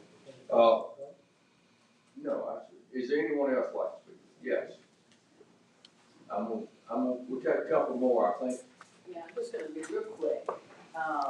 Mine's, cause I'm concerned with everything they're talking about too. My name's Melinda Everett. Okay, my name is Melinda Everett. I live right across the street on New George Loop, but I also have property that butts up on Megason Drive. So I'm affected on both sides. One of my main concerns is about the elementary schools. The elementary school that you guys just built 3 years ago. We already are at 692 students with a capacity of only 720. In 2021, the report showed that we only had 248 students, and in 2022, it went to 692 students. So you see how quickly, and we haven't even touched on what we're talking about yet. The teacher ratio to that is 20 to 3. In our ranked schools for the state of Alabama, we were 470 to 680 compared to all the rest of the elementary schools in the state of Alabama. McAdory School has 630 students, and McCullough School was supposed to help McAdory Elementary School out. That's why it was built. Now it has 630 students. They rank 404 out of 680 in the elementary schools of Alabama. We only have one middle school, and that has got about 929 students in it, which ranks 333 out of 439. Teacher ratio is 24 to 8. We only have one high school. We have 1,142 students that are enrolled in that. They're ranked 284 out of 371. Teacher ratio is 21 to 3. These rankings are only going to get worse. We don't have the room to be able to, they always say, these schools are built to expand. Well, I guess the expansion that happened at McCullough School McAdory's elementary school, within probably 2 to 3 years, because I know my child went there, they were already in trailers. So we're talking about putting our kids in trailers now to make the expansion of what this is gonna happen to our students. And I know, and I'm pulling the students in with this when we're talking about traffic, and I have had personal experience from this from just 2 months ago, and from this exit that we have, exit 1. I know they said they're gonna put one up on McShannon, which we're probably talking about, 10 years, 8 years down the road. Well, we're gonna have to live with all that until, if it does get approved. We're not sure everything's been approved as far as the land goes, but if it does, we have to live there until this happens. My son, 18 years old, somewhat of experienced driver, but there's a lot of inexperienced drivers right there at the high school, right there at the middle school, that has to get off that exit 1. We have to go across 2 lanes just to get to the turning lane in ongoing traffic that everybody's coming towards those schools. He gets hit, his car gets totaled, and now I'm facing having to buy a car for $20,000 that it was paid off. That is just someone that, at the time, it wasn't clear. He couldn't go because it was too much traffic. And how many students do we have that are going to be getting off that exit or trying to get to school? You know what I'm saying? We do understand that. Okay. That's getting a little bit off subject. I got you. And then also people that are developing here, DR Board. They'll tell you that they're in here for that moment of sitting down with the family to sign the papers and giving them their new home. But what they won't tell you is what they did to Timberleaf. At first, yes, that was their plan. But then they went to the next development of now their rental homes. Now we have signs up all down the loop of houses for rent, houses for rent. What does that mean? That means when somebody comes and they decide, hey, I don't want to live here anymore, it's getting too crowded, it's congested, then comes in the next family, then comes in the next family. It's a constant rotation of people coming in and out that don't live there and don't have any investment in what they have and what they own like we do. Thank you very much. Okay. I'd like to hear from someone for this project. Is there anyone here who would like to speak in favor of it?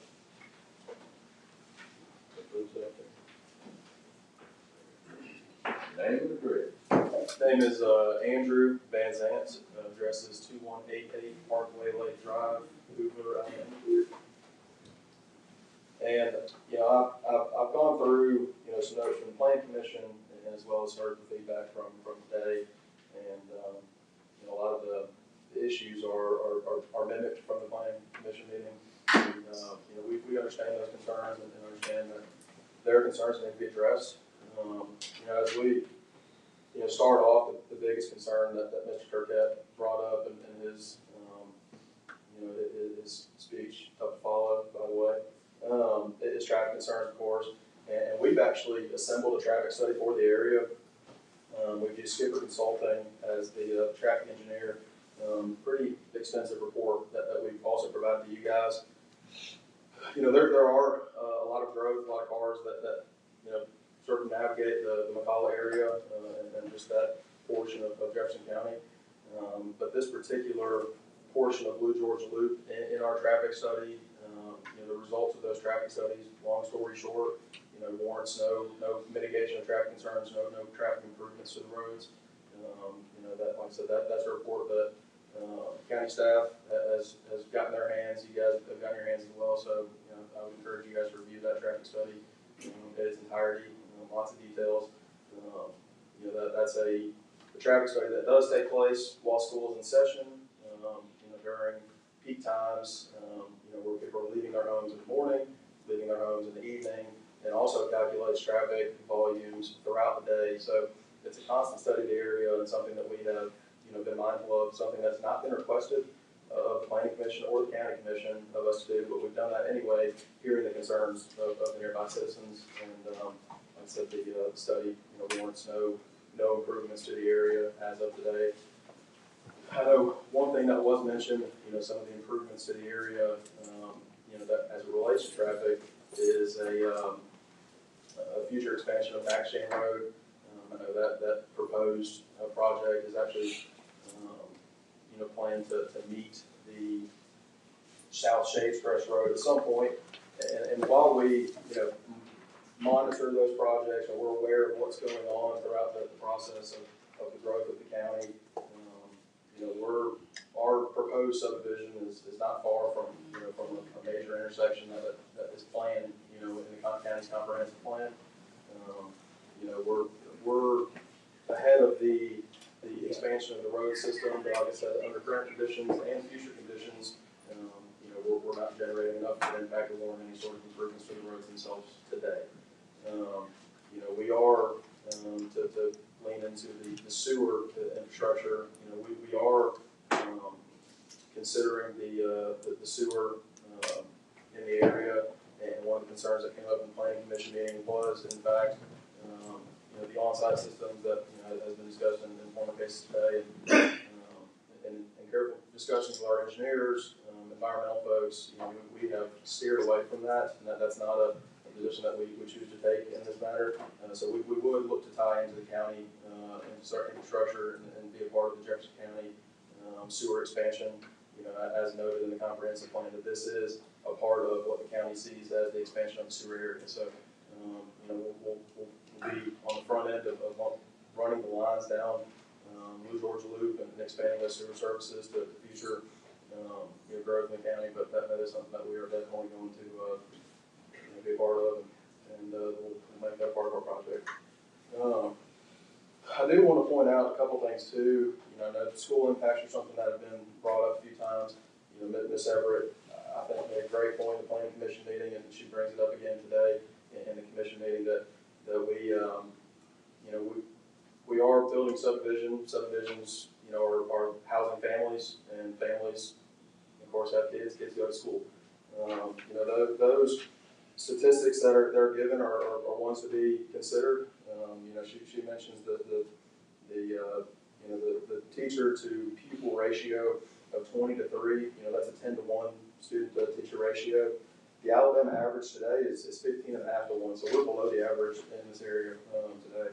And the national average is 16 to 1, so we're below that today. But keep in mind, as these areas grow, from road projects to school expansions, ad valorem tax is the thing that pays for these things. And as the county is looking to pay for future projects, future expansion, future growth, the place in which these taxes come, are the foundation of that growth. The area itself has really, been a large target for industrial growth. The Jefferson County Economic Development Authority has been a part of a lot of the job growth in the area. Smuckers has been mentioned today. The hospital has been mentioned today. We've looked at the amount of jobs that are created with these projects. We pulled some statistics from these.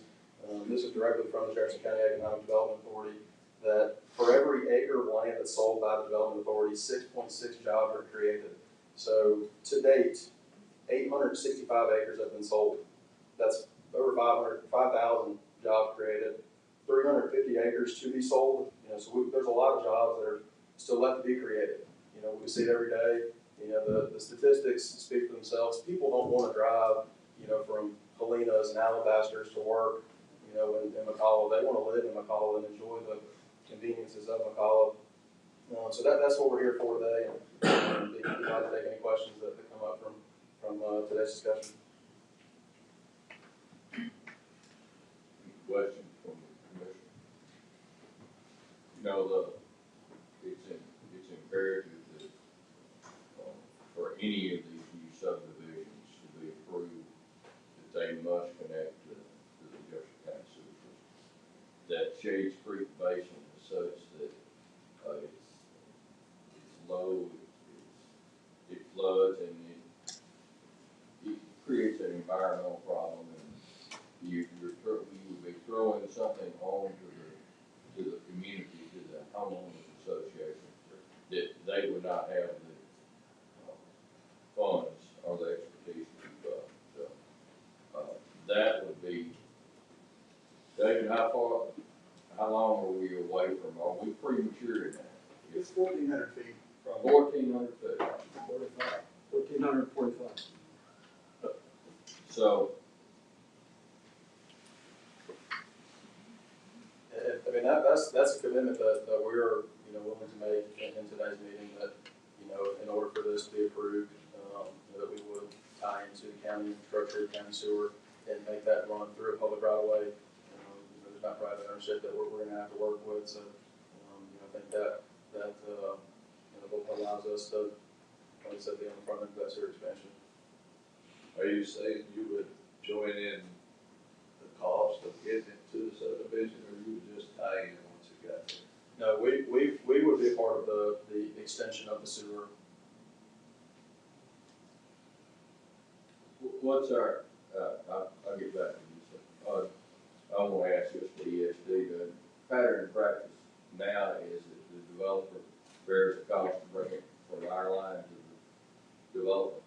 Yes, Okay, so that, he will bear that entire cost. yeah, unless there's a expansion or an additional capacity for our benefit, it's not just for that development, yeah. Okay, thank you. Is it gravity or force main? I don't know, we haven't had an opportunity to look at this one yet, so we don't know exactly how it would be started yet, so. Okay. All right, thank you. One other, come on. I just have one thing that, Name and address. sorry, Michael Morris, I live at 7343 Bishop Road. My property touches the property we're talking about rezoning in the very back, across Bob George Branch. Kind of want to put a couple of things in. I do appreciate the sewer, saying they would tie it to the county sewer system. Bob George Branch varies in width from 10 to 15 feet at normal every day to 100 feet at flood stage. And the depth varies from 6 inches normally to 2 feet normally where my grandkids play, to maybe 12 feet at flood stage. And it is a steep downhill run from this proposed subdivision to Bob George Branch. I don't want, the reason I moved out of Helena traffic for my grandkids to have a place to play to change drastically. I think someone else has addressed every other concern I have. I want to make sure that Bob George Branch and where it runs into Shades Creek is protected for us and the wildlife and every other reason. Thank you. Before I close the public hearing, anyone else would like to speak? I want to give everyone an opportunity. You want to come back? Oh my gosh. Y'all hear that from women. I'm going. I'm gonna stand right here. And I'll give you 90 seconds. That's fine, sir. I really appreciate your concern for the sewer. I live in a big house. I've got 2 septic tank systems because of that, because of the topography of my land. But in all honesty, I think the major concern in this area is not where things go when you flush the toilet, but how you're going to maneuver what I consider to be a God-given right, which is to be able to leave your house and travel someplace without having so much congestion, and also safety. The more cars you put on the street, the greater your chance of accidents rates. And I do know Skipper Engineering, known them for a long, long time. They used to judge intersections and roads by grades A, B, C, D, E, and F. I don't know what they judged or what they graded this one as, but I again remind you, there already is the elementary school there. We've got a hospital opening up pretty soon, I hope. It's one of the main reasons I moved to that area. And there's still, just white. That's what you've got. Traffic in and traffic out. And, it just makes sense to me that you don't want to add to that. As one of my heroes Dolly Parton once said, it makes no sense to try to put 10 pounds of stuff in a 5-pound bag. All right, Say that I'd right. like to close the public hearing. Chair will entertain a motion. Move to deny. We have a motion to deny. A second. We have a motion and a second. Ms. Clerk, call the roll. Commissioner Boland,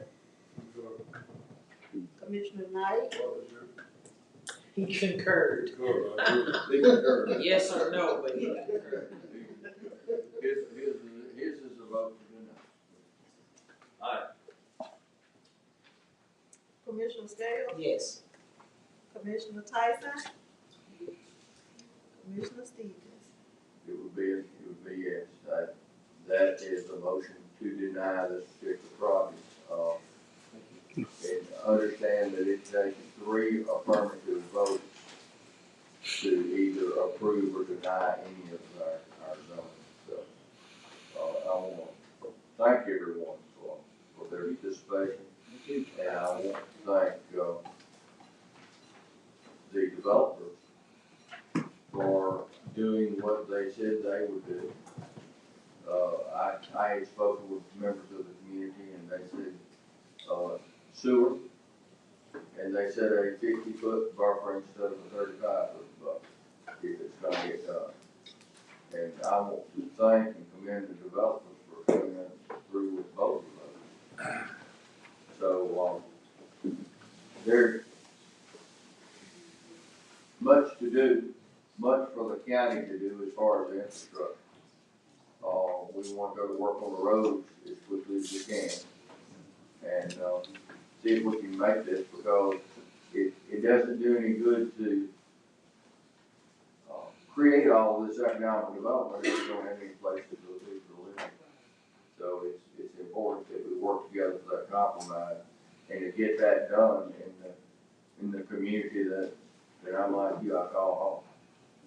So I appreciate everyone's participation, and God bless you. We're gonna move on. Let me just say this too, it's not that we're anti-development, but it seems like more and more, and I think it's a trend, that they're no longer building these nice neighborhoods, they're building these little box areas that are a little side by side, that you can go from one end of the street to the other on the rooftops. Yes. And, and when you do that, and you bring it in this situation that I was in earlier, to a nice neighborhood, it's got nice homes, and then you come in there and put that on the back side of it, I just have a problem with that. So I'm sorry, I don't mean to. I think in our zoning address that, Ms. Morrison, in our zoning, that we passed today, did that address that? Oh, no, that's just a. Okay, well, maybe the commission needs to do that, and I think that would be a strong deterrent so that, everyone won't. Yeah, currently, we're going to. All parties involved, I think that would just probably be the way we need to go. Especially if it is feasible legally. I think that's how you already set the blueprint for how those developers will engage communities, within Jefferson County. Agreed, and I haven't seen too many of the developers come in here and say, hey man, I live in one of these little box neighborhoods. All right, I'm gonna shut up. Those who were here for the zoning hearings, I know there's been a long day dealing with it, and you such again. See y'all next week. Thank you.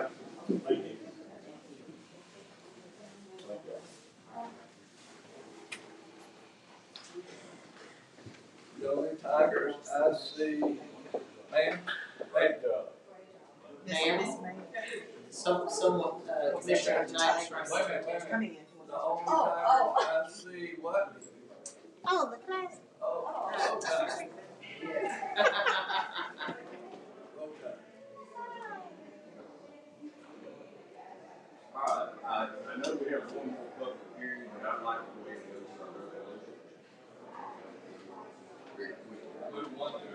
102.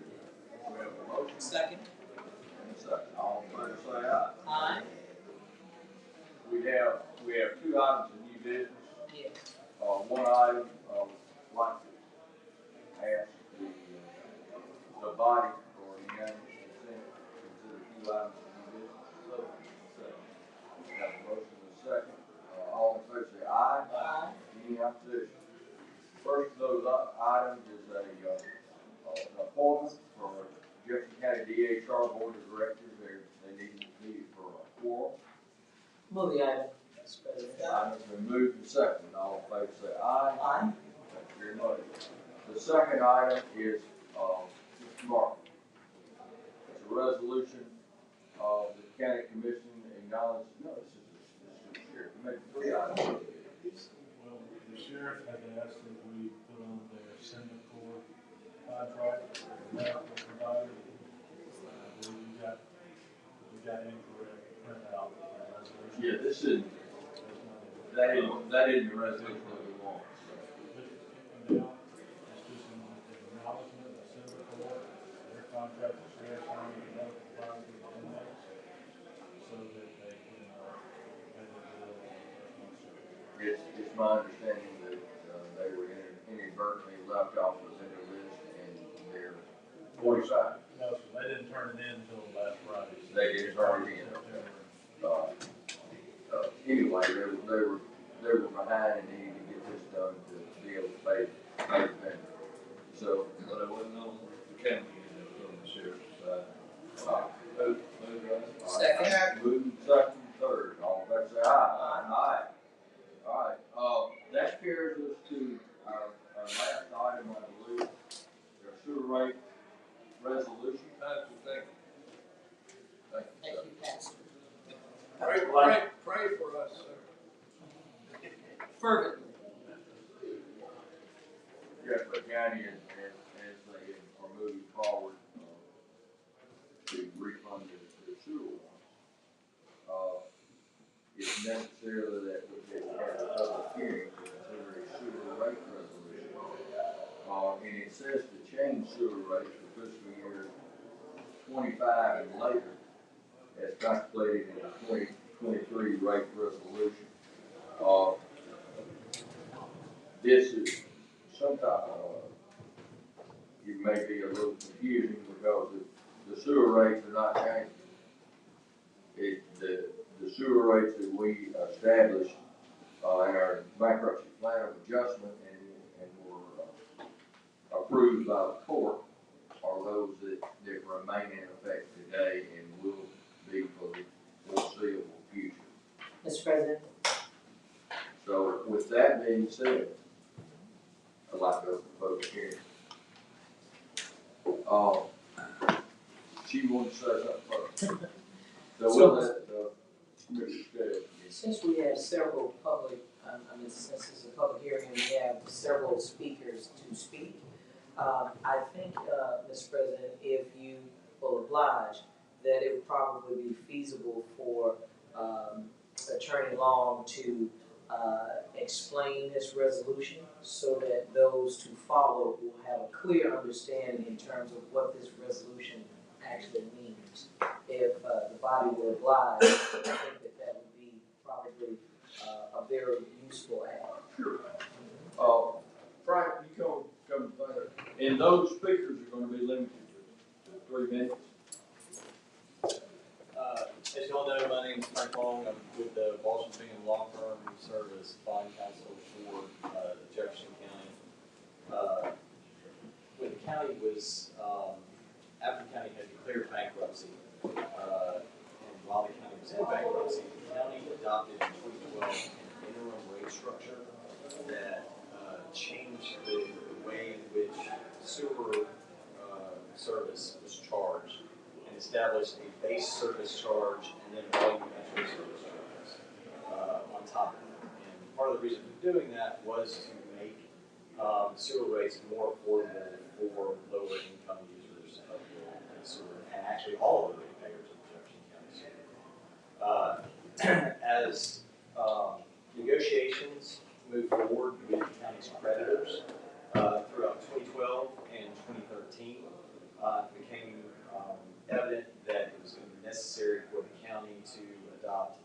traditional rate structure, which we can refer to as the 2013 rate structure.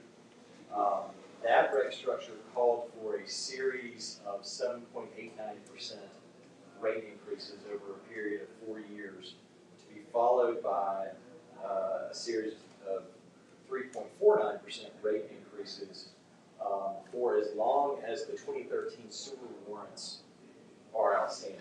And those 2013 sewer warrants, if you'll recall, refunded all of the existing sewer or county debt in connection with the sewer on the day that the county exited bankruptcy on December 3rd, 2013. So for as long as those 2013 warrants are outstanding, rates are automatically set to increase by 3.49%.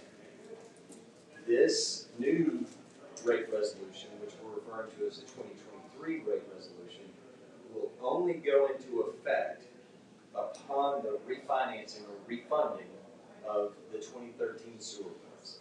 The county has not established a time yet to refund those sewer warrants. This resolution is being adopted in preparation for that. So the 2023 rate resolution only goes into effect if the 2013 sewer warrants are refunded, and it cannot go into effect until October 1, 2024.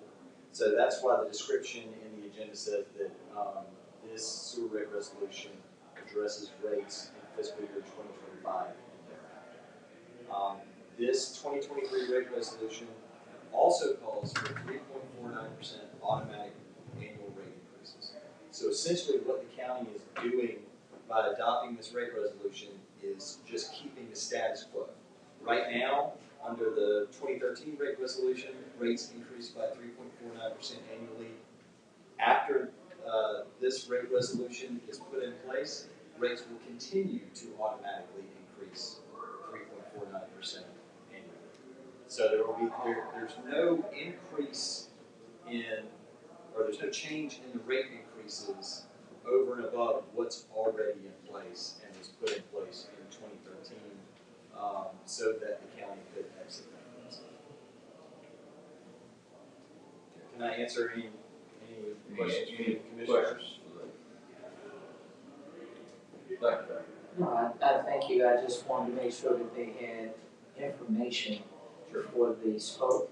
I think the general public, if they know what we're doing and they hear it from an official source, just as I said on Tuesday, I believe that probably one of our partners, especially being that this falls within my committee, I think that our other partner we need to be saying the same thing, and I think that if our constituents are given information, they're intelligent enough to be able to delineate what's good and what's not, but to not be afforded, that's what we didn't want. So I think that has been accomplished this morning, Mr. President. We can go ahead and entertain public hearing at this time. Okay. Thank you. Raise your hand if you'd like to come to the mic, please. Come to the mic, state your name and your address, please, and you've got 3 minutes. 3 minutes. My name is Anthony Duncan. Address is 1516 Stoneview Lane. I heard what you said about the 3 point whatever percent, so we'll round up to 4%.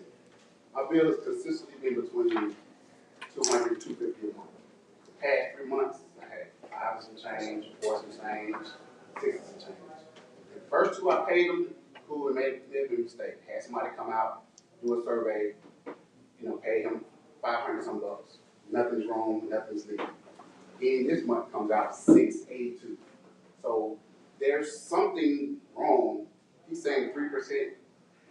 Basically, he's saying everything is as is, and we shouldn't have anything to worry about. But my bill is more than double. And I have less people now than I had midsummer. My child's going to school, and my bill's constantly jumping. So there's something wrong. He's saying the numbers are the same, but it can't be. So we need to get to the crux of what's really going on, because from 200 to 800, my bill is $683 right now this month. And I'm hesitating on paying. I paid before, but I can't keep paying house notes for a while. It's not fair to me. Are you on Birmingham Water? Yes. Yep. Like I would say 3 point whatever percent, the number don't matter. If my bill's been 200 and he's saying it's, 210, fine. But 400, 500 and, man, that's ridiculous. What's your water bill? Right now, 682 and some change. Well, And it was due on the 5th. I normally pay all my bills on the 5th. I You didn't wanna go go to to the water portion of the bill. Sewage normally double. So we'll say water's probably 2 and sewer's 4. Sewer's always double. Why? I guess. it's harder to clean it than it is to produce it. It's You know, I always understand, double. and we feel your pain. You have reiterated one of the problems that we've had for over a year now, and that's getting consistent billing. Yeah, if you tell me this is, per gallon that I use, I'm paying $5 per gallon, let me regulate. I'll go flip the switch so nobody uses anything 25 now. Let me figure out how to regulate it. I don't, the numbers shouldn't change every month. And what the problem we have now is dealing with the billing system and the way they're collecting The numbers. data. And I've never seen, and I want to make this point too. I have cameras around my home.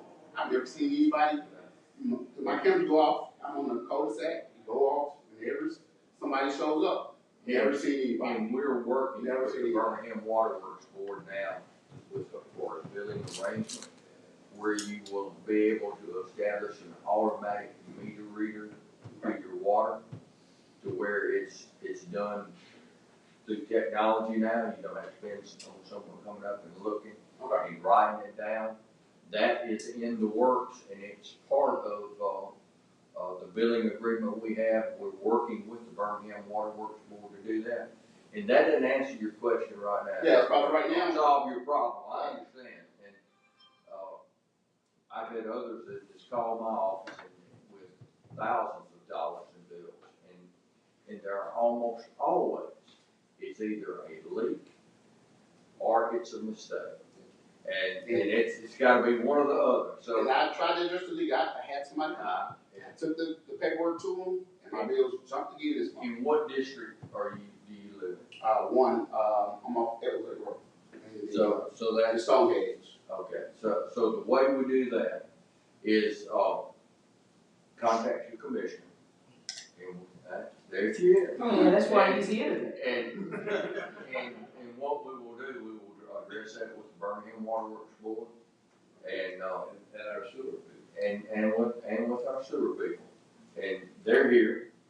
So I bet you we can fix your problem. Please. And it ain't anything to do with rates, okay? It has to do with operation. And we'll work together to make sure that you're satisfied. You've got a good commission. Once I pay the bill, would I be able to get the difference back? You should be able to get it back, yes, sir. That's only fair. I can't go without water, man. I have 3 kids. So. I hear you. Let's scales be happy to get your money back. Yeah, I know from the county. Yes, ma'am. Exactly. Thank you. Sorry for your problem, but I appreciate you coming. Yes, ma'am.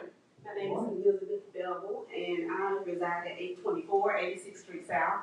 And I'm here because I oppose the base service charge that we have on our bills. On our bills, we have one for Jefferson County, $25 base service charge, and we also have a base service charge for Birmingham Water Works. Nobody can explain why. Why do we have that base service charge? I did write to the Attorney General's office, and I wanted to get some answers because when I go to our last year, I have some letters that I did bring, but I don't want to pass them out because I thought I'm just going to talk about it. 3 minutes. But anyway, the gist of my concern is the base service charge. We're only the people in Birmingham are being charged this base service charge. So we owe $50 before we turn our water on. Before we flush the commode, we owe $50. No one has explained that. And when I wrote to the Attorney General's office, they said they are unfair business practices. So I'm just here to address those issues that hopefully those charges will stop. Base service charges will stop. Like I said, $50 before I turn my water on. And there are people who are sick when they go to the hospital, they come back, they still got a water bill. Had to use the water for months. Still got a water bill, that is base service charge. you owe that. Why? So I want that charge to stop because it's over like, we have over maybe 200,000 people in Birmingham. They're paying $25, that's about $4 or $5 million a month. You know, a month. So at the end of the day, over 7 years, this has been going on over 7 years, about $420 million that has been spent. That we're donating for some reason, we still don't know why. So that's what my concern is about, that $25 base service charge. And I can address that to a certain extent. I can't say that whether it's right or wrong. I can say that it occurs in all utilities. If you look at your gas bill, it's not $25. It's not $25. Correct. But if you look at your electric bill, Maybe $2. They all have that basic service charge, and it deals with the indirect cost of operating that particular utility. It covers those areas and those things that are not directly affected by you, by your usage of water. So it understand, and I feel your pain too, because we all pay it. And I wish there was something we could do about it, but they have established that. They start billing us at $25 for no reason. We don't understand why you're billing it to us. Well, As a matter of fact, Mr. President, once the public hearing has concluded, we're gonna get you an official answer from us, Mr. Denham. Okay. Yeah, because that's what you're looking for. Concerning the sewer, yeah. Only the sewer. Only the sewer, yeah. I know you can, I've already talked to Birmingham Public Works, and they gave me pretty much the same answer you just gave me, and I'm still not satisfied with it. So, I understand. So we need to move on. I understand, appreciate it, thank you for your comments. Anyone else? Yes, ma'am.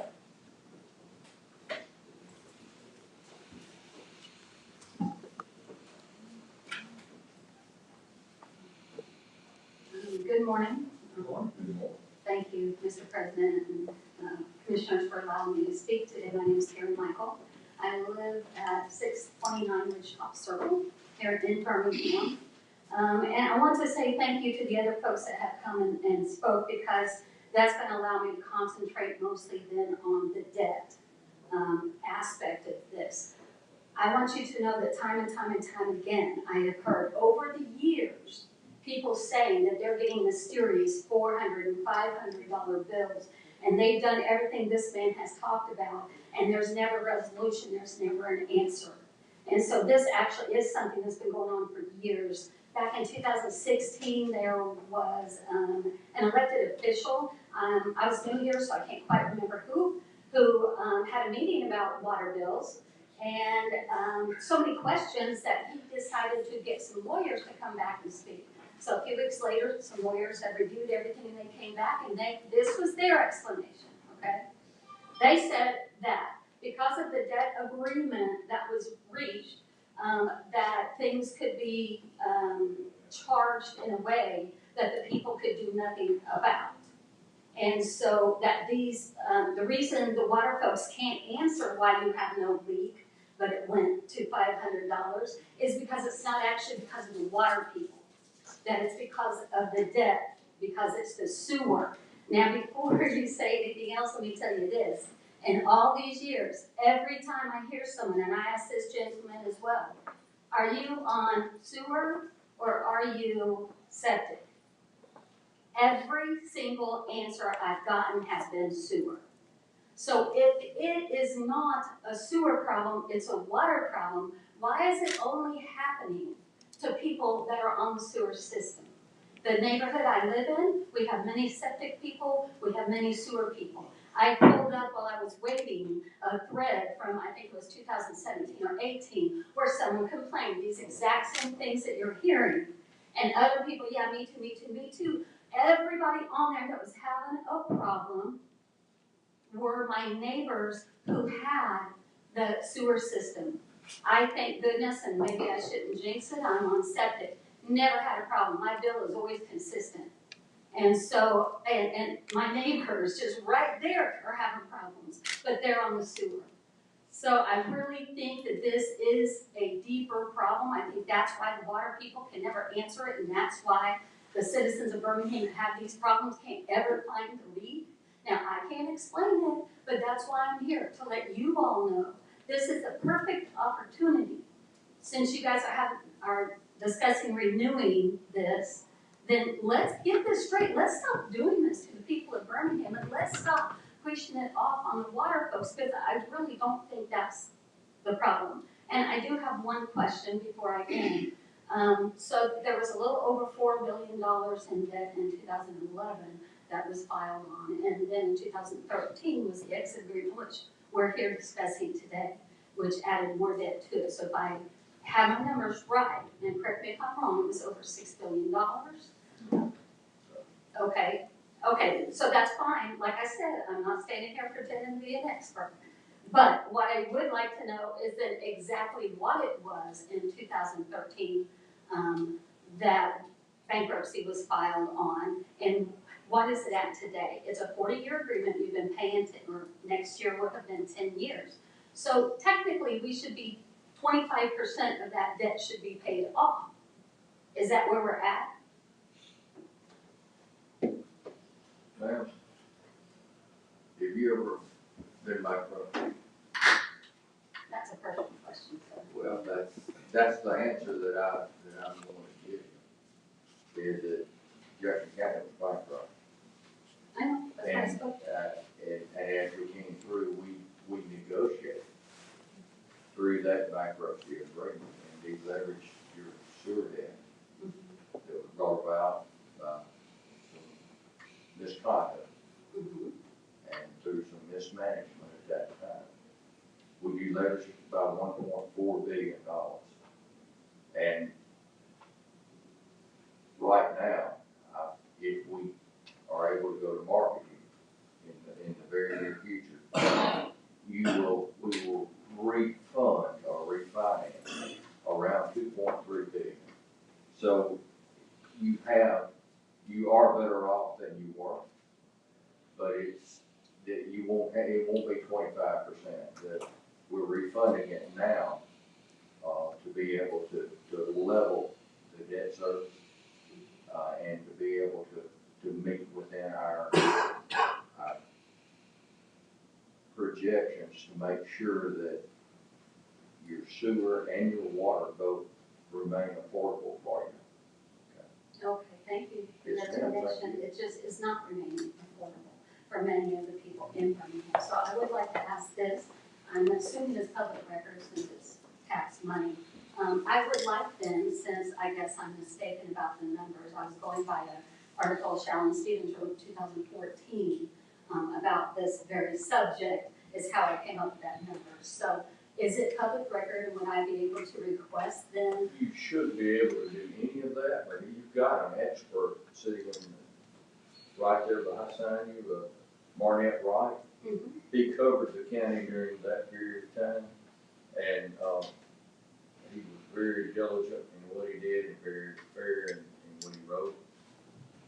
So he would be a good resource for you, and or you could go to the archive, or you could just go to our CFO letter. She would be able to help you, but Mr. President? Those are all public record, and we'd be happy to divulge your part. Yes, ma'am. Sure. So I think at this juncture, you can tell me if this is appropriate at this time, Mr. President. I think that's one of the things that all of us can say about our district, so I'm just going to make it germane to myself. I've always been one that has been transparent, and those who know me know I work very hard in my district. I don't speak for other folks' district, I only speak for my district. That's why my folk are here today, because I mentioned that on Tuesday. That being said, respectfully, Mr. President, I think that Mr. Long, if you can approach bench, and then Mr. Marker, if you can direct Mr. Dennard, I think we have the answers, and really all that citizens want is to get a definitive answer. I was a part of a neighborhood meeting, don't mind saying it, and I heard from what should be a partner, because I think that a lot of people do not know that the county has been subsidizing or paying for helping to participate in the operations of our waterworks park. The public doesn't know that. All they hear is the majority of the bill is associated with the sewer debt. And because of the misconduct, Mr. President, that you're speaking of, is the reason why people still have a challenge with really hearing what the county has done, what the county is attempting to do. And so I think the short answers, which we've provided to the public, Mr. President, already, I think Mr. Long can answer it in this setting, what's already public. And I think that Mr. Denner, in terms of the basic rate, what that is, I'm not directing staff, so Mr. Martin, if you can authorize him to speak. Those are two simple things that we can already give an answer to, that we've already done publicly, but I think we owe it to them and to those who are watching online to give an official answer once and for all. Because when we go back and forth, even though we know the answer internally, right? And let's just say if you missed the news of the day, and depending on whether or not they gave the full soundbite of the day, we don't want a news entity telling our story, not totally, because even they too can be influenced. I prefer for them to get it from a source, Mr. President, with the answer that we have already, meaning that we've already been provided so that we are all saying the same thing. Now, I've heard you've been talking for a while now. No, I haven't talked as long as what we just came out of. What, we need to allow these citizens to speak. Is there any other citizens that'd like to speak? That's it. All right, now we will close the public hearing. David, would you like to address that, very briefly, please? Sure. And Frank, if indeed, I don't know that there's any position in this. Yeah. So, as you mentioned, fixed charges is a very common, the overwhelming majority of utilities charge a fixed charge or base charge. And the reason for that is it's a way to make sure that your bill represents how your costs are. So the vast majority of our costs are fixed costs. We've got 9 treatment plants. They always have to be there. They've been constructed. We've got 3,100 miles of sewer. They're in the ground, and they always have to be there and be ready to operate when the demand comes. So, we have to staff our plants 24 hours a day, 7 days a week. All of that has to be there. So what that does is it represents whether our flows are 50 million gallons a day or 70 million gallons a day. The vast majority of that cost is not the power that we have to do to treat that additional 20 million gallons a day. It's the facilities that are already there. They've already been, the costs are already there. And so that's really what the fixed charge is there for. So if I had to put that in layman's terms, no, I'm going to help you out. Yeah. So in layman's terms, can you step over to the side just a moment, David? For your edification and for the edification of the public. The simplest way to say it is that there's a cost before you turn on your water. That's the county's cost to make sure that these plants that allow you to have a sewer service, not a water, a sewer service, that's what your base rate deals with. It pays for that cost. Am I making sense now? But there was I'm sure there was a day service charge before we started, like in 2016, when I know it's not going to change. Because I have a bill now that says $49 and it has 2015 on it. So I just assumed in 2016 is when it started. So when it started, what were you doing before then? So let me talk a little bit about the rate history. So for the vast majority of the county's history, we didn't have a fixed charge. We had a $2 minimum charge. And so when we were going through the process of restructuring with the bankruptcy and everything else, the county really had to restructure its rates to reflect reality. And a $2 minimum charge did not reflect what our costs were.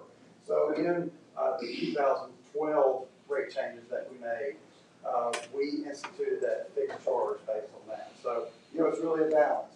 We want to give customers the opportunity, we want to be able to recover our fixed costs, but we also want to give customers the ability to control their usage. So that's why you see there's roughly a 50% sort of split, so that customers can, able to control their consumption and limit as much as you can at the same time. If there's zero consumption, we still have more than $2 worth of cost. So the short answer, 2012 is when we implemented that. And that began to reflect, it allowed us to go back and look at our cost structure and understand that over the years they've done it wrong all this time. It was not covering our fixed costs. And that happens. I will thank everyone for their participation today. Each one of you, those that got up and voiced their concerns and their opinions, we hear you.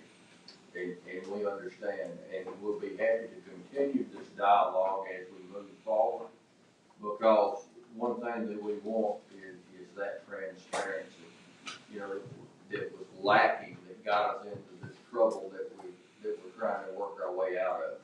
And the last thing that we want to do is to try to do things that the constituents that we serve would not know. So, Mr. President. So thank you so very much, and as we close this out. Need a motion. I do. Yeah, as we close this out, you can make your motion and everything, Mr. President. But as we close this out, I know that there are two outstanding questions. Here's what I would ask you all to do. I can't direct staff, county manager can. I would ask you to get the number of the county manager, follow up with Mr. Dennick's office, okay? And the questions that you have, they are valid. And that's that. And now that's the way I'm gonna leave that. One of the things that I know that creates a level of transparency is a deliberate educational format that allows you all to be able to know what is going on. And that's I could say more, but I'm not trying to come across adversarial with my colleagues. I just want people to understand, just like we've had these zoning things that we've been entertaining for several hours, this has been many decades of folk dealing with the same problem. All they want are answers, and if we give the answers, it would make life so much simpler when people understand what it is that we're trying to do. And I think that when they get this information from us, not a news entity, okay, but they get it from us, and we tell our own story. And obviously you had a commission or commissioners that were a part of it, which is the reason why we are a continuous body, and we inherited that problem. But inheriting the problem needs to also be explained. So when you get your bill, and I'm hearing in a neighborhood meeting that the other partner, which is the waterworks, and they say, well, everything is on the county, well, then the county needs to give the full scope for the sake and the purpose of making sure that you all understand. Even though that's not what we're dealing with regard to this resolution, the mere fact that you didn't even know that. That's the only thing I was saying to us as commissioners the other day. It could be misinterpreted for something else. Okay? So now that you all have had that, I would encourage you, and you got my number. If you don't have it, I know you have it personally. You all are welcome to get my personal number. I've always been very open. What you see is what you get. Okay? So that being said, Mr. President, you can go ahead and move forward with the item, but I'd like for you all to make sure you have a complete understanding of what we're doing today. This is something that's been ongoing for many, many years due to some malfeasance years and years ago, long before any of us assumed this position. And we've been dealing with it for a long time, and we have to continue to deal with it. And so, like Ms. Gill said, we can follow up to let you know a little bit more why it is what it is, but it is what it is. And Mr. So is it any way for us to have like town hall, at least one every year or something, every 6 months or something? Because the bulk rate of the complaints are coming into District 1 and 2. I don't think, Commissioner, we ask. I think we just have our own town hall meetings and invite our folks. But are they going to allow the experts to come to our meeting? Because if we can't make the department heads come that really have the solid information that y'all need.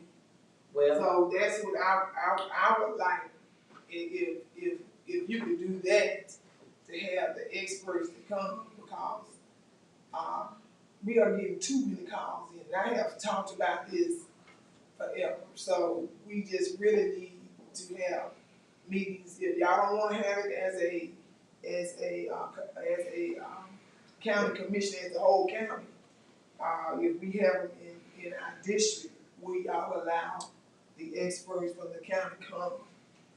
well, Commissioner, I don't think that as 1/5, 2/10 of this body we have to ever ask. We are commissioners. It is our constituents who brought us to the table.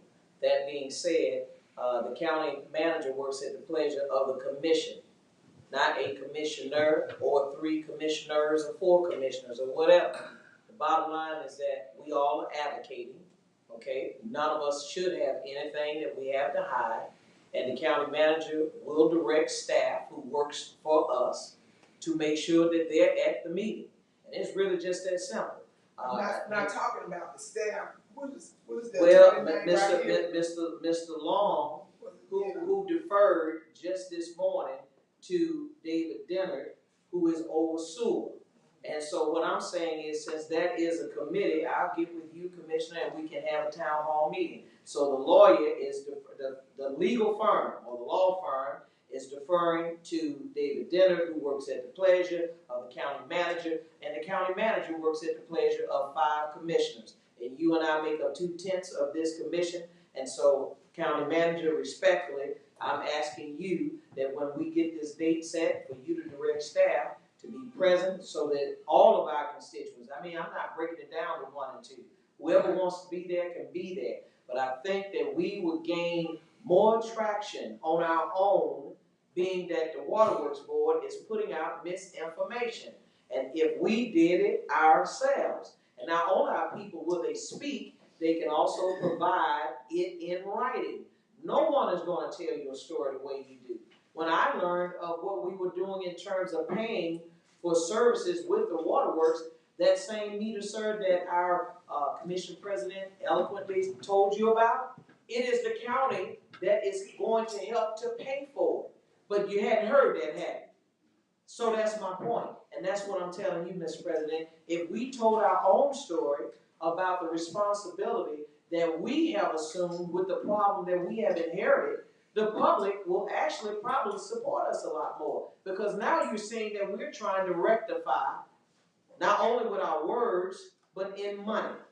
And that's what it takes. And once they hear that, then they're going to respect what it is that we're attempting to do with whatever we have to do, including bond refinancing, moving forward. Then you'll see that this body is trying to act responsibly and sensitively to what the constituents are having to face. Thank I you, would like Commissioner. David Long there. I would like him to be at the meeting. That's Franklin. Franklin. You ready to move? Mr. President, I move the motion. Motion been moved. Second? Second.